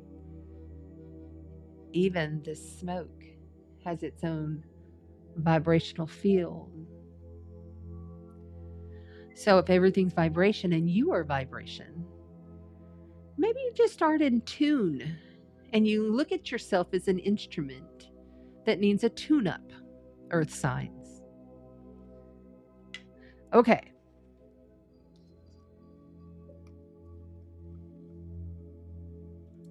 We're going to play with the Astro Matrix deck for you guys. This is for your sun, moon, and rising signs. And here we go. Taurus, Virgo, and Capricorn energy. Grounded and stable, diligent, sometimes hard to move. Some of you need to move your ass. You know who you are.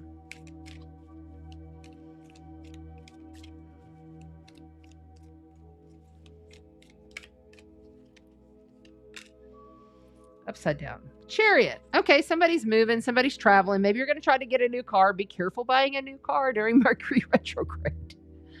But remember, if you were born with Mercury retrograde, you have a leg up. It doesn't mean that it doesn't apply to you, but this is a good time to, like, let's say you've been looking for cars for the past 2 months. And let's say you've chosen 2 or 3. And throughout this process, you're going to review, relook, test drive to see if really those are your top 3 and if that's really what lights you up. And you can apply this to anything in your life. But the Sagittarius Major Life Event Major Arcana card here says be optimistic about it, but be realistic that things may go a little wonky, a little wobbly. It may not all be exactly the way you think. Okay. Remember not to be too judgy or too harsh and feel like, oh, my belief is the only way to go here, especially when you're receiving the Chariot. But know that you are lit. You are lit. Okay. See that big sun right above his head? It's like that fire sparkler that was coming out of my whole body that represented everything that ever existed. And we have all kinds of stuff flying. God, I hope that was on camera. Yeah. It also could just be the fact that you're really battling the light versus the shadow side of you. And you're being asked that you trust in the higher intelligence of life showing up for you in every form, shadow and the light, okay? Don't be juggling too many things. Be willing to learn. You can learn about all these old belief systems through a place of fear, or you can learn through a place of power, right?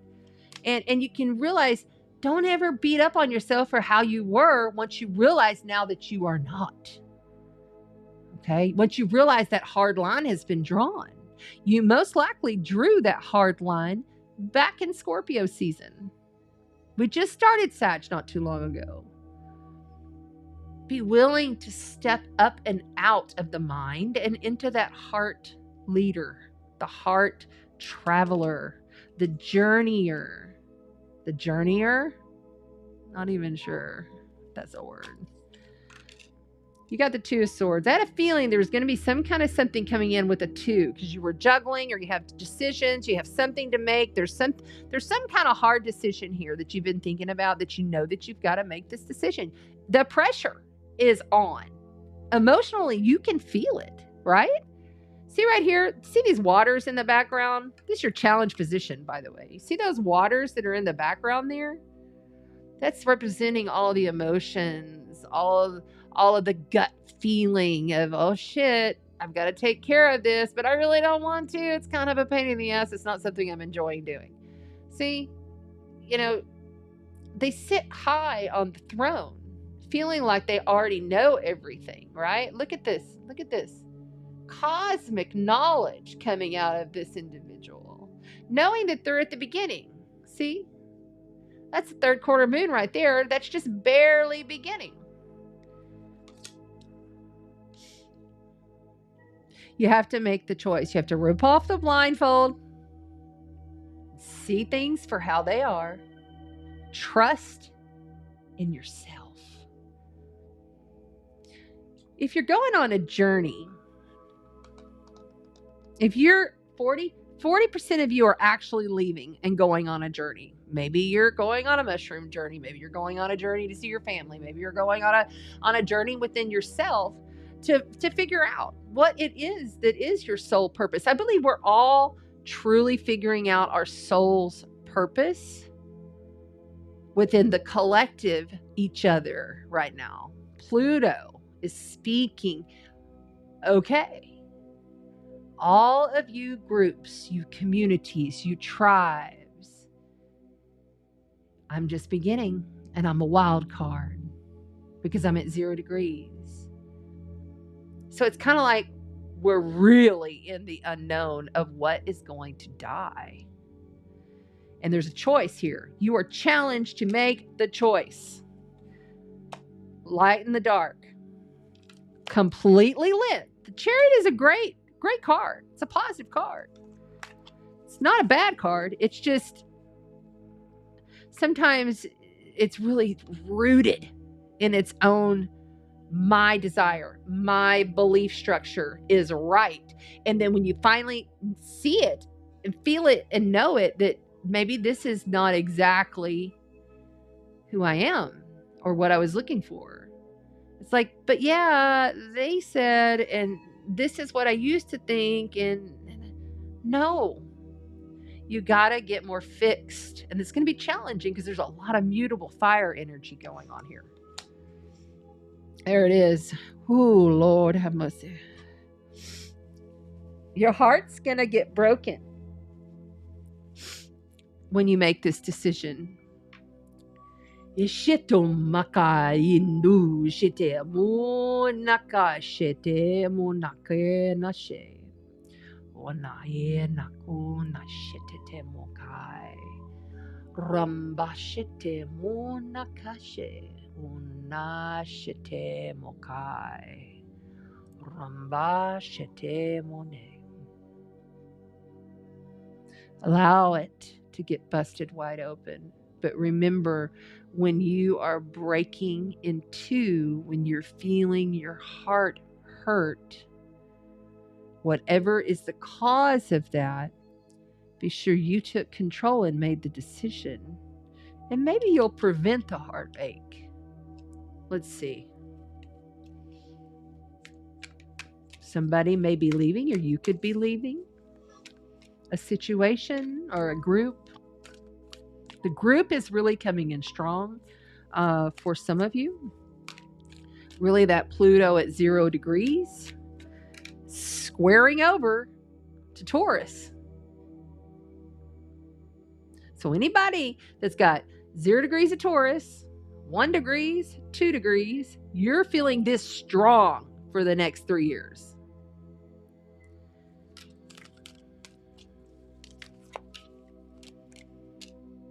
The Knight of Swords. You know, the way that you're going to deal with this situation is going to be to literally bring out your sword of truth, speak your truth, move along, go in the direction that feeds your heart, feeds your soul. Make the choice, go through the heartbreak. But then it's really, you know, nights bring messages. And that night message could even be someone outside of you, or it could be someone like you within your higher mind giving you the right message in the right direction to go in, correct? Okay. This is more than just child's play, some little text or something. This is a big, strong, felt message for the earth signs. I want you to feel that.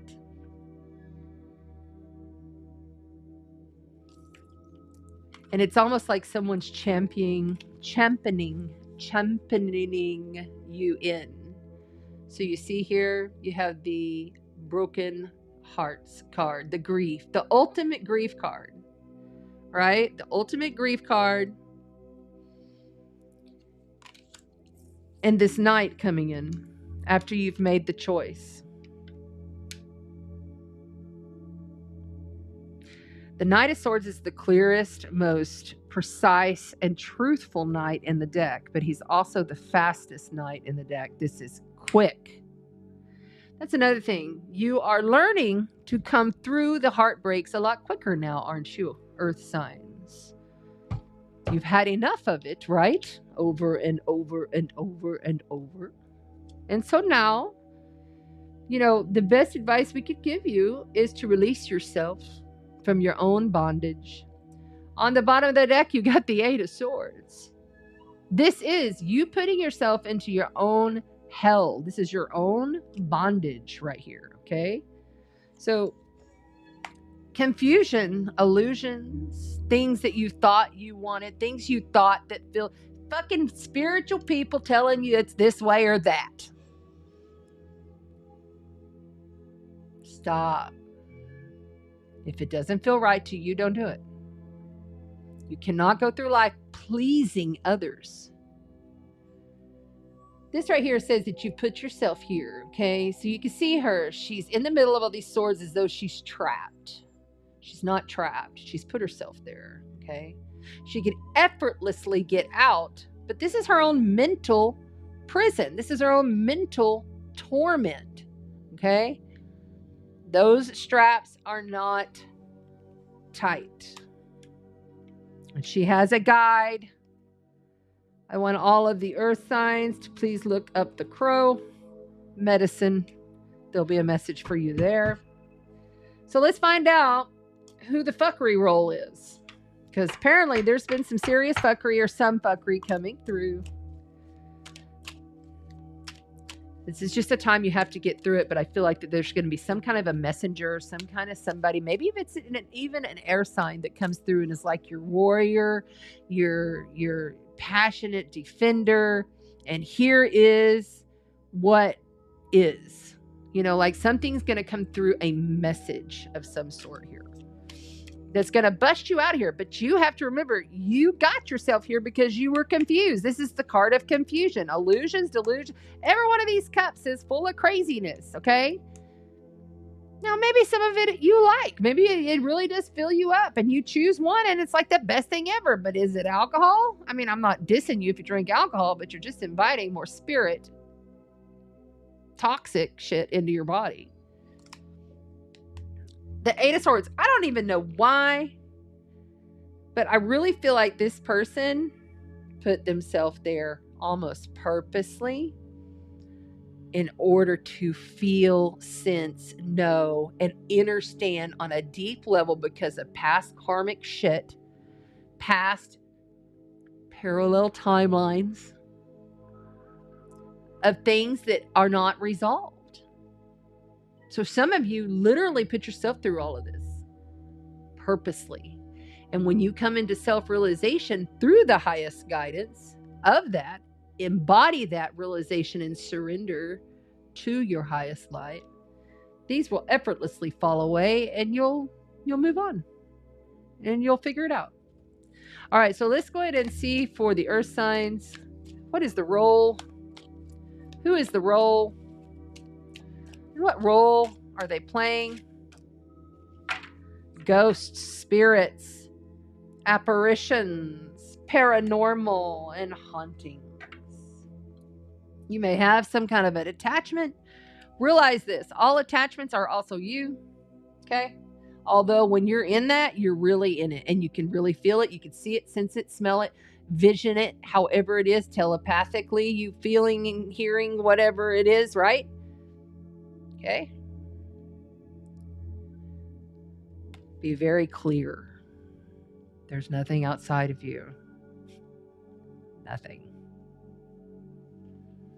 And every entity perceived, paranormal. Let's break that down. Paranormal.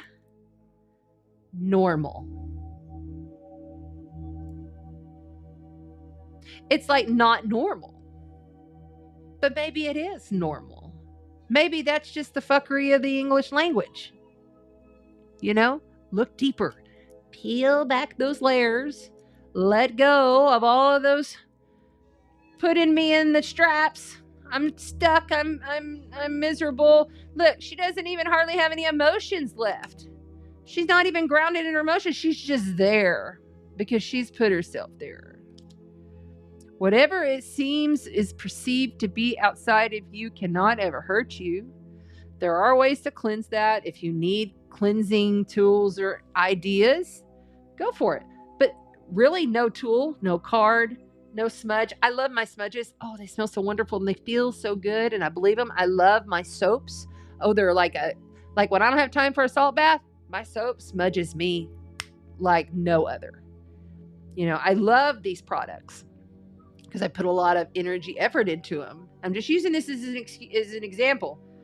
It's just like anything outside of you that's scaring you, that's got you worried, got you concerned. Maybe you're feeling heavy. Maybe you're getting sick. Maybe you're down in the dumps. Maybe you've had bad luck, just straight up bad luck. You have to take the extra steps and give yourself. So all you're really doing when you're using all of those tools, and you're basically giving yourself the fucking permission slip to do it.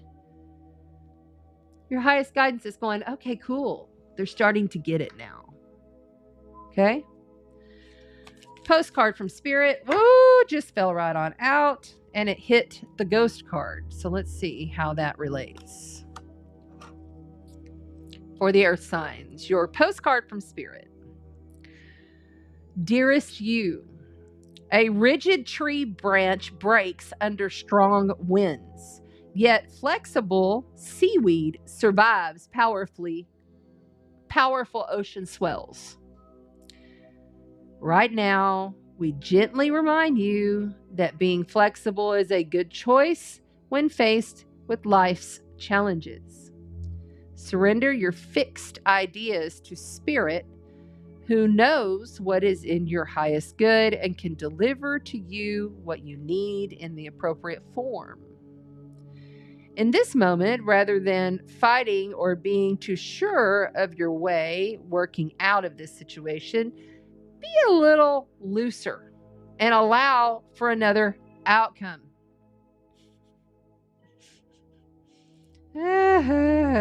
Just like this chick right here, all fixed. Like she's fixed because she's got barefoot to the earth. She just has to loosen up. Okay, hold on. Let me find my spot.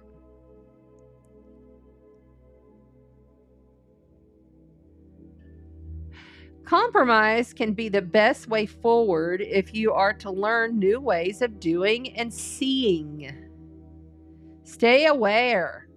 Stay aware. Curious and teachable. Take life on life's terms. Your purpose may push you in a direction not on your map. Let it. Let it. Pushing you in a different direction. Maybe it wasn't on your map to go there, but you're in a rite of passage. It's like Jumanji. In the end, okay, hold on. Be so flexible that no storm can uproot you. Think of the seaweed in the middle of a level 5 storm hurricane. In the end, you will still be rooted in the world in abundance, and you will find that indeed the experience is beautiful. That is you. That is yours. We love you so much, Spirit. All right, and the runes. Calling in the Norse god Odin. Calling in the Norse god Odin. Calling in the Norse goddess. She says right there to Freya.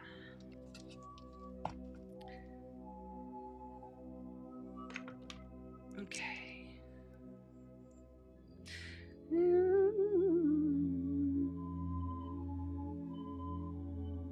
The first one you have is a red hole, right there, red hole, pulling the ancient runes for you. And red hole is about getting in your chariot and riding away. It literally is travel and journey. So like you have the chariot card and the first rune you pulled is the chariot. If you want to expand upon this reading further, go and sit with your highest self, breathe in the light 3 times, blow out the shadow, and then search online for the meaning of the chariot card. And you'll be able to receive more from your own individual highest guidance, okay? And then we also have, Jera, meaning the harvest is coming soon. It's a fruitful harvest. You know, this is about celebration and prosperity. You know, it's getting to that point where you get that message after the heartbreak. It's like those heartbreaks that embrace all of humanity together. But then what happens after there's like a devastating thing? Everybody comes together, everybody's fucking nice to each other again. And that only lasts for a little while. And then people are shitty again online or whatever. They got their shit to say all the time, right? When you remain that all of that is for you, to look within you, and you remain and find those solutions to the problems, you're finding your happiness and your joy. You are beginning that fruitful harvest and that prosperity of the celebration. And finally, you got Ika, meaning ice, stillness, delays, frigid, stopping inaction. So once you take that leap and you go through the heartbreak and you've expanded yourself, you break yourself wide open. And then you receive the messages. You'll embrace that fruitfulness and that prosperity that comes with stillness. All right. Thank you so much to the earth signs. That is the earth sign read, sun, moon, and rising. Remember, Venmo and PayPal are below. I am not monetized, so I do appreciate anything that you'd like to offer. It contributes to all of the giveaways. Thank you so much. Love you. Have a very blessed Thanksgiving, and we'll see you here in a couple of weeks. All right. That was a good one. That was a good one. I can feel it. I can feel it. Ghost of the past may be popping up with that Mercury retrograde too. Just saying. Just saying.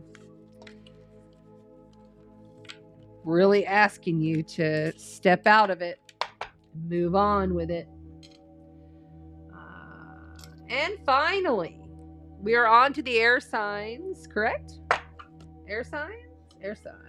We're on to the air signs. Now I need a little sip.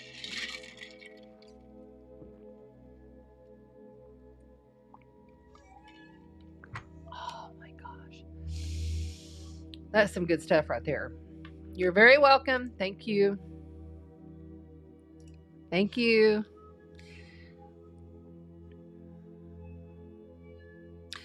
Gwen says, to me, the word means it is the energy present before coming into physical reality like the body form. Very good. Renee says, so on point. Thank you. Thank you. Thank you. Okay. Stacy Ross says, I'm juggling too many things. I need to slow down. Yeah, good advice. Very good. Kelly's Corner says, I've been moving my arse, literally dancing to the sun as it sets when it's out. Got to get out and dance tonight. That's awesome. Yeah, move it. Move it, move it, move it. You got to move it or lose it. This has been a very big change for me. Like my daily is, there's a lot of physical rehabilitation that I'm going through, and I am so in the zone, on point, and I'm not missing what I have to do because I have so many exercises and so many things physically, but then I'm also working to define the energy signature that is attached to that through the emotional and how it makes me feel as I'm doing the physical. And I'm teaching myself. I'm not taking, I don't go, this kind of stuff I don't go searching, although I do have counsels, like I have mentors that I speak with on it and stuff like that. But this is an inward process for many right now. But there's a lot of like insights and aha moments coming through, I find. All right, so let's get moving on. Sorry. I know I get to rambling. Okay, don't forget, air signs, to please come back and like the video, subscribe, do all of those wonderful things, and always come back and replay. Onto the replay and hit the comment. That's how you can support me as a content creator. Thank you so much. Hello, Amanda. So glad you're here, dear. You're very welcome. You're very welcome. You're very welcome. Okay. All right, so everything is there. Okay, so now I'm going to move on to the air signs. This would be sun, moon, and rising. We're speaking to Gemini, Libra, and Aquarius. So now you three are going to start receiving the air trine from Pluto in Aquarius. Any of you that are born at the very beginning of your sign of Libra, like say your sun is at 2 degrees of Libra, or your moon is at 1 degrees of Gemini. 0, 1, 2, 3. You're going to start getting that harmonious trine flowing of genius. But it's going to come with lots of control, power, and triggeration, because Pluto triggers you to end something. Pluto don't give a shit. Pluto's the end of the line. And so, but you're going to be getting and receiving and knowing and hearing and feeling all of this information as Pluto transits over the next 10 years, or I'm sorry, 20 years. Really, it's 24 years if you count all the retrogrades, through Aquarius. So important that everybody knows where their sun, moon, and rising, even your Mars. Like Pluto's squaring my Mars for the next 3 years. Minimal, if not further. Your Mars is your drive. It's your passions. It's your creativity. It's your desire. And it can be, you know, your physical and your ability to be physical. And let's face it, air signs, once Mars goes retrograde, everybody in the world is going to be like dragging ass. It's going to be hard to keep up. All right.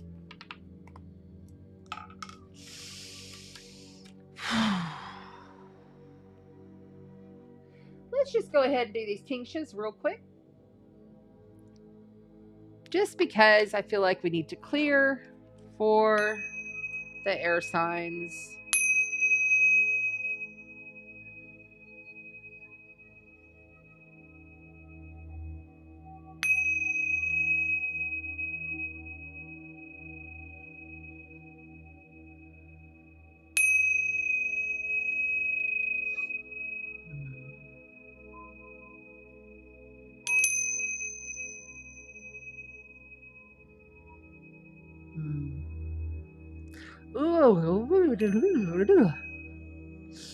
Nose is really itching for you guys.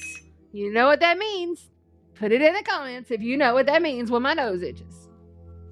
What is it? Do you remember? Karen. She's like, I'm nervous. Of course you are.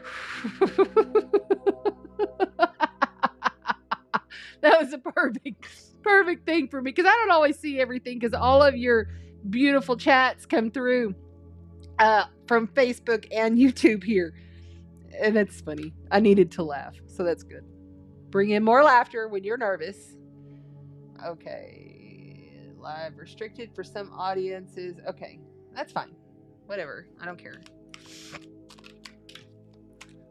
Oh, really?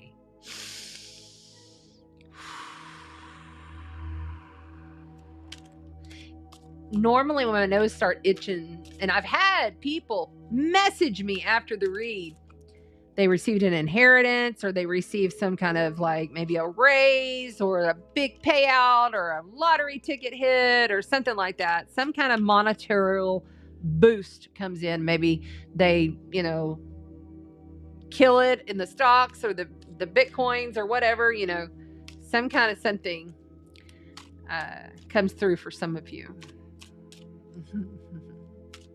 And it's like, oh, thank God.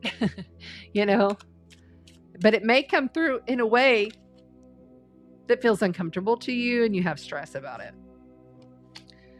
Well, the Knight of Swords is quite popular, isn't it, tonight?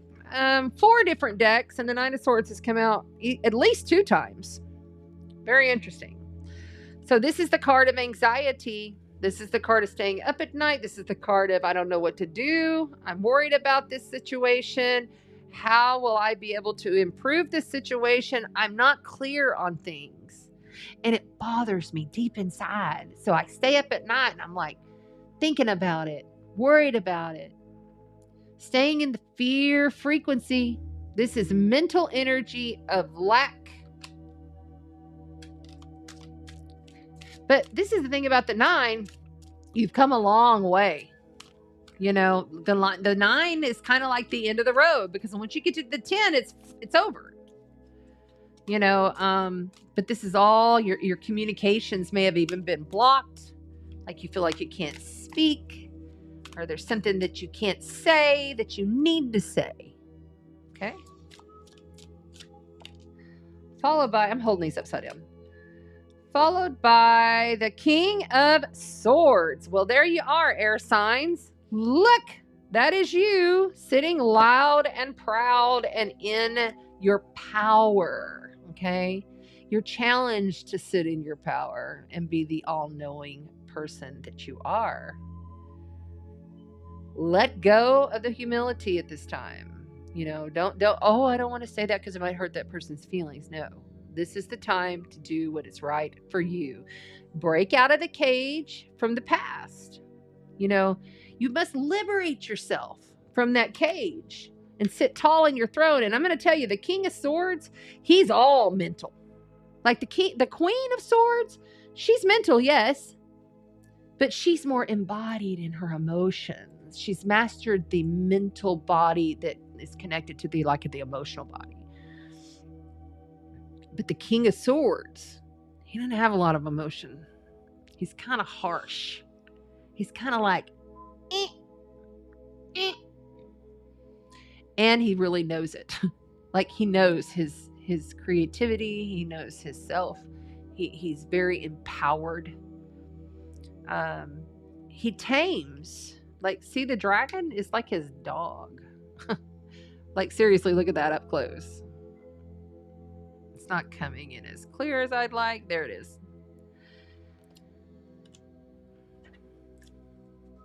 You got to bust out of this. That's your challenge position. You got to bust out of this lack mentality, this fear frequency, this anxiety that's driving you nuts. There's the Two of Cups. We also had the Two of Cups come out. I believe it was in the fire sign read. So the Two of Cups is a soul union. So this soul union that you have, I feel that they're coming in as a support system. Ooh, that one just flew. I didn't even get to... Yeah, there's the Queen of Wands. It is a couple. Okay, so you're in a couple. Those of you in a coupling, okay? You're married, you have a partner, and it could also be a coupling of like you and your best friend, you and your business partner, you and, you know, something like that, a friend. This is a friend zone, or it's your actual spouse, okay? Because you have the King of Swords and the Queen of Wands. The Queen of Wands don't fuck around. She's going to come in and burn it down to the ground. She's not going to really pay attention. She's just going to initiate and go. Okay? She just initiates and goes.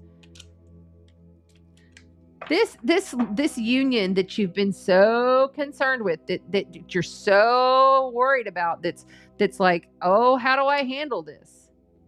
Well, how would a king and a queen reside over the monarch, over the realm? They ain't gonna be worried about what the people say. A lot of the time, sadly enough. But that's our history, right? History, if we can even believe that. That will be up to you to decide. The Lovers. Okay, so you got major life event, major arcana, the Lovers on the bottom here. So the Lovers is Gemini. The Queen of Wands, often I see her as Aries. Could be also Sag or Leo. The King of Swords is, of course, all of you. Aquarius, Libra, and Gemini. But I often see this King of Swords being very Aquarian. Okay, because I feel like he's extremely wise. He's like it's like Pluto going into Aquarius is the AI lord of the underworld. And we're not just talking about regular AI. We're talking about super AI that will not be stopped. You must embrace it. You must embrace it. If you're going to play, you must play. Right? But I feel like this Gemini Lovers card here, I'll show you guys. So I want you to have a look at what each of them looks like, right? See there? So Gemini is about the light and the dark that lives within all of us. The Lovers isn't always about a loving relationship, although we have two individuals that may be at odds. Okay, but it is a soul union. And I feel like the key here is for you to break out of your silence and really start to communicate deeply within your heart, deeply within your soul, the deepest of what maybe your partner's like, I'm setting these healthy boundaries. You know, this is my boundary. And maybe you're like, but I wanted to try to do it like this, because you have all that passion and all of that desire and that instinct to move forward. I feel like there's just some communication breakdown, that maybe you're even worried about something that really doesn't necessarily need to be worried about. But you're just like, I'm not going to say nothing because I don't want to rock the boat. Rock the boat. It's time to rock the boat. Yeah. Underneath the Lovers, you have the Magician. At one point in time, you had all of the tools. By the way, another Gemini card. Okay. See, he has the sword, he has the pentacle, he has the cups. Okay. And he has his staff or his rod for fire. So he has all of the elements. He's the ultimate alchemist. But he also knows he's at the beginning stages. I feel like for some of you, this is not over by any means.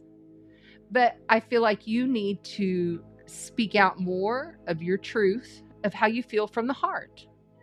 When this person does this, it makes me feel this way. They may be like, huh? You never know. People are so wrapped up in their own world these days. They don't know. They truly don't know. Maybe that this is bothering you or keeping you up at night, right? Whew. Whew. The energy is palpable. So let's find out the role. So we have the role oracle. This role oracle deck is going to tell us a little bit more about that other individual, that other group or community, or whatever the soul union is. Somebody outside of you that's here to teach you something. You're showing up for yourself unconditionally. These cards just went wacky. Hold on. It's like a transformational product. Like there's some kind of a product. I feel like you're looking at this whole situation like there's this product that I need to create, or there's this thing that I need to be able to do, or there's this, I have this vision. I know it's there because I'm a magical being and I receive all these downloads and I have all these ideas, but there's something that's not coming to fruition. It's driving you crazy. Like, I feel like there's like, you need to just allow the reality to be as it is, but speak your truth. Knowing you have everything inside of you. I don't feel like it's over though.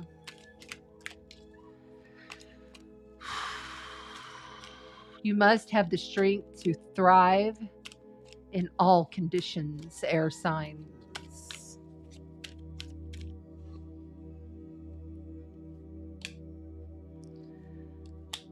Divine wings of protection, blessings, and heavenly realms. Wow, man. So we have received God. What was the last one? Ghost. And now an angel.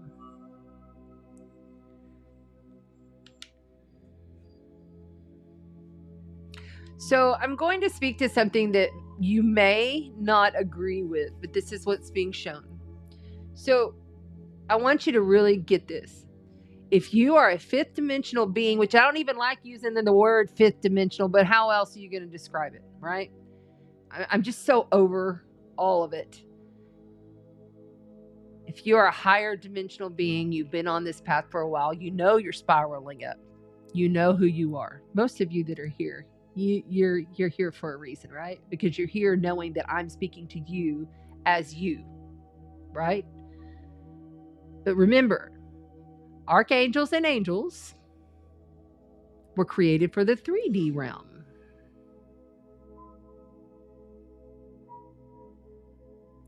And we live in the 3D realm, so it's okay. You know, you tap into them, worship them, whatever you want to do.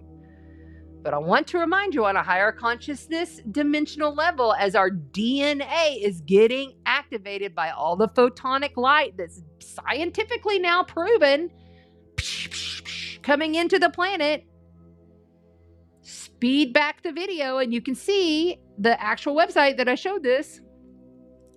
And even that may not be true, but let's just say it is. And it felt really good. It feels good. You know, when you're getting like zapped, downloaded, you have to lay down, you have to sleep, you have to rest, right? Just remember, wherever you are on the spiral, whether you're in the 3D realm with the archangels and the angels that were created by man in a book of stories, you know, all of the religious, everything is coming under such a fine microscope, fine tooth comb to all groups of all sorts. It's what's going to be happening. Just remember, sometimes when you're tapping into these angels, these deities, these goddesses and gods and all of that, you're tapping into you before you go there. Only you and your highest divine light, your sovereign oversoul self, God, source, creator, first, before you start inviting all of those distractions.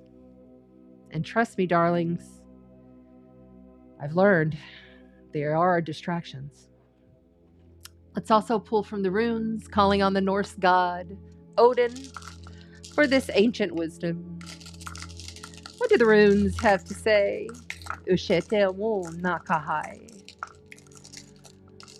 Just be worthy as the day you are born. Know that you are. Okay. Oh, I didn't do the spirit card. We'll come back to it. Okay, so now we have, oh, this is natus, meaning need, pain, restriction, survival. Okay, oops, it goes this way. Natus, isn't that it? Let me make sure. Yeah. So there's some kind of need that's coming, like I was saying, you have to, whatever it is that's on your mind that's driving you crazy, speak it out. Even if you're scared, just do it. Okay, Iwas. We've also had this one tonight, I think. No, we have not. Meaning horse, progression, teamwork, and change. Horse, progression, teamwork, change.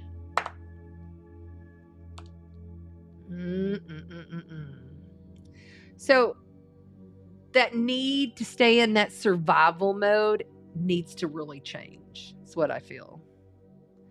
And then what else do we have? Oh, Burkano. So you have Burkano, which is the birch, nurturing, care. Burkano, the ancient ruins, Burkano. Nurturing, care, empathy, mother, grown, birth, and fertility.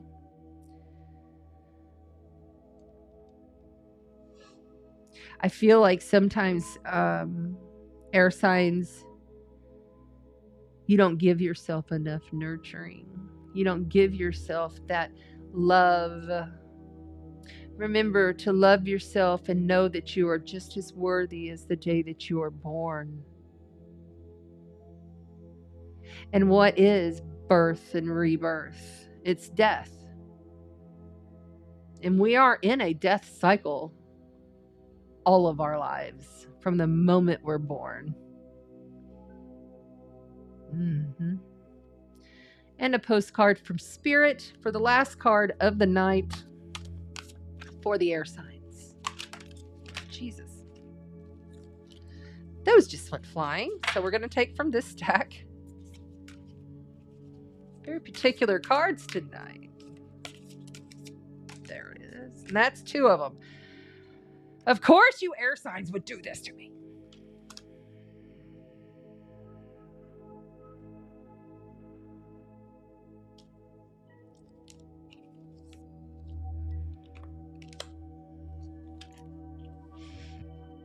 All right, for the air signs.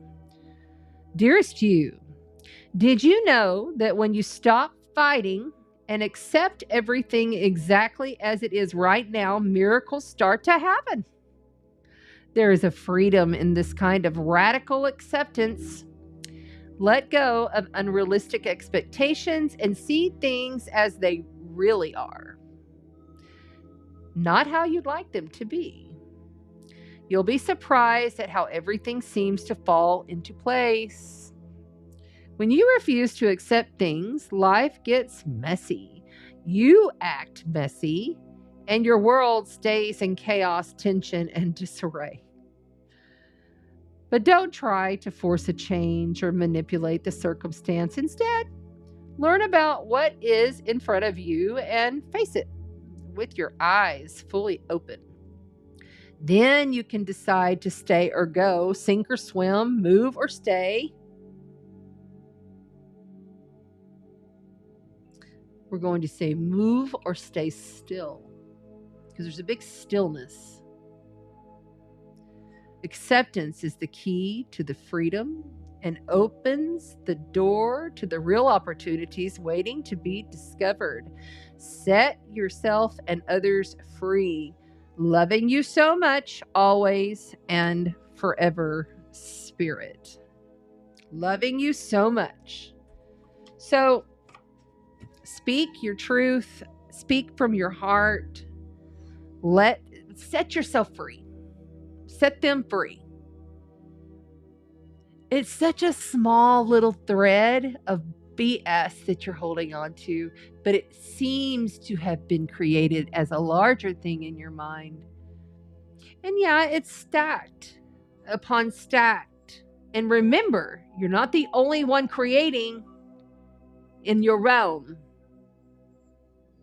There are other yous. Okay? You're the only one in this avatar, in this existence, in this now. There are multiple quantums of you. Every you that chose this way, there's another you that chose that way. Okay? So you got to call in that power back, and you got to tell them to do the same. In your situation, you are the only one that knows what's best for you. And finding freedom, oh my gosh, there's such a freedom in just saying, I'm not going to do anything that I don't like. If it doesn't make me happy, I'm just not going to do it. It may sound bitchy, but we're in Jumanji. This place is getting crazy. And in order for us to survive the game, we have to think about ourselves and then think about the other. All right. Hope that helped you, air signs. I love you so very much. Thank you to everybody. I'm going to give you one more little thing right here that I've saved for the end. Okay.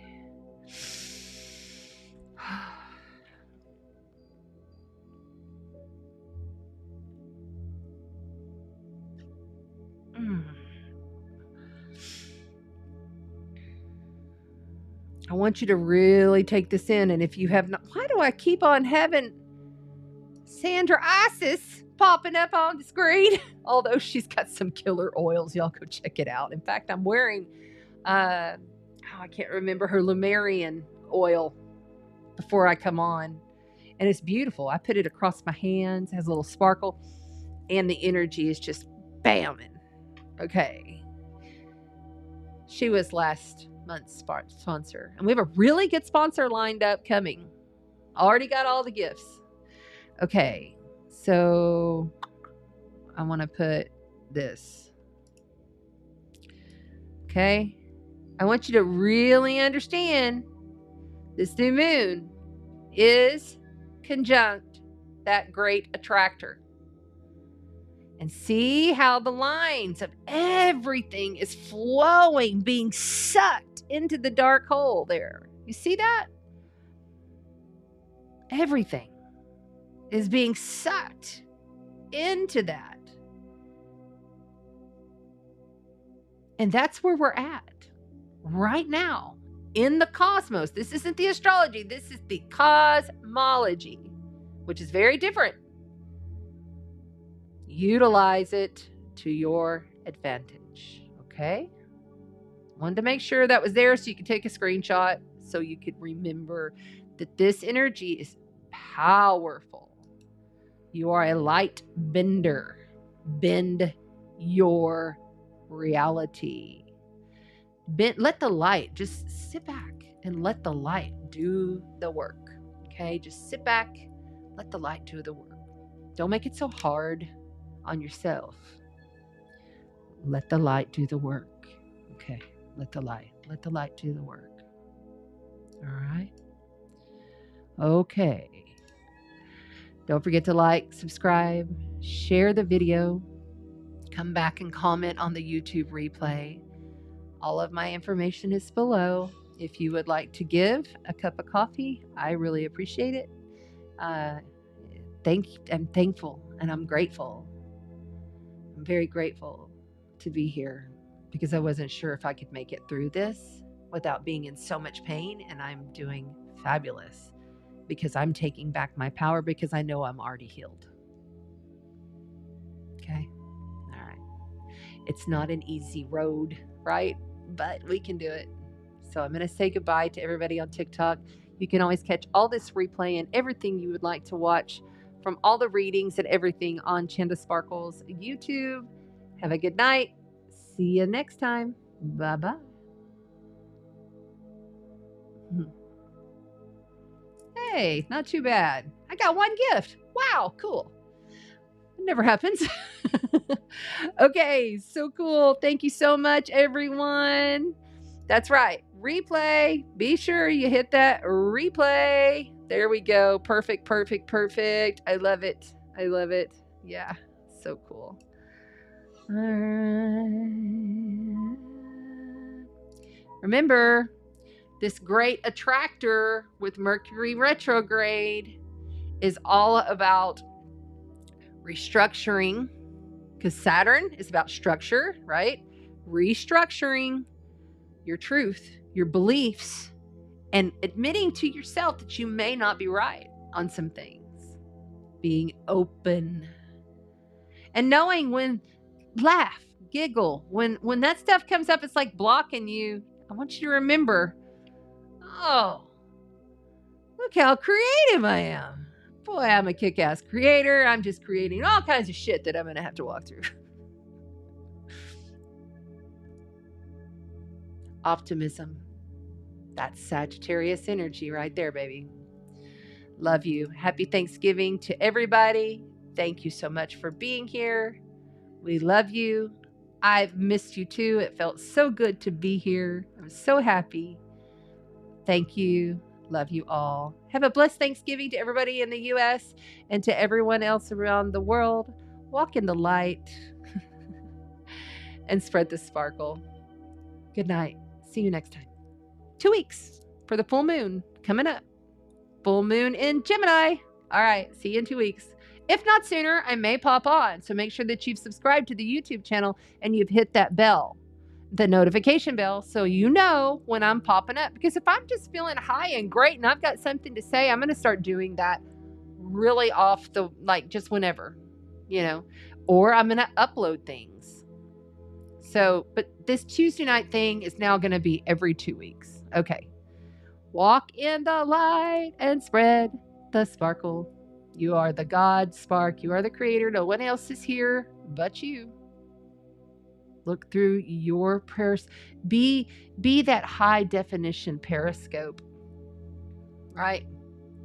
Yes, you can stay within, even though you want to be out there. But it's okay to use your periscope from time to time.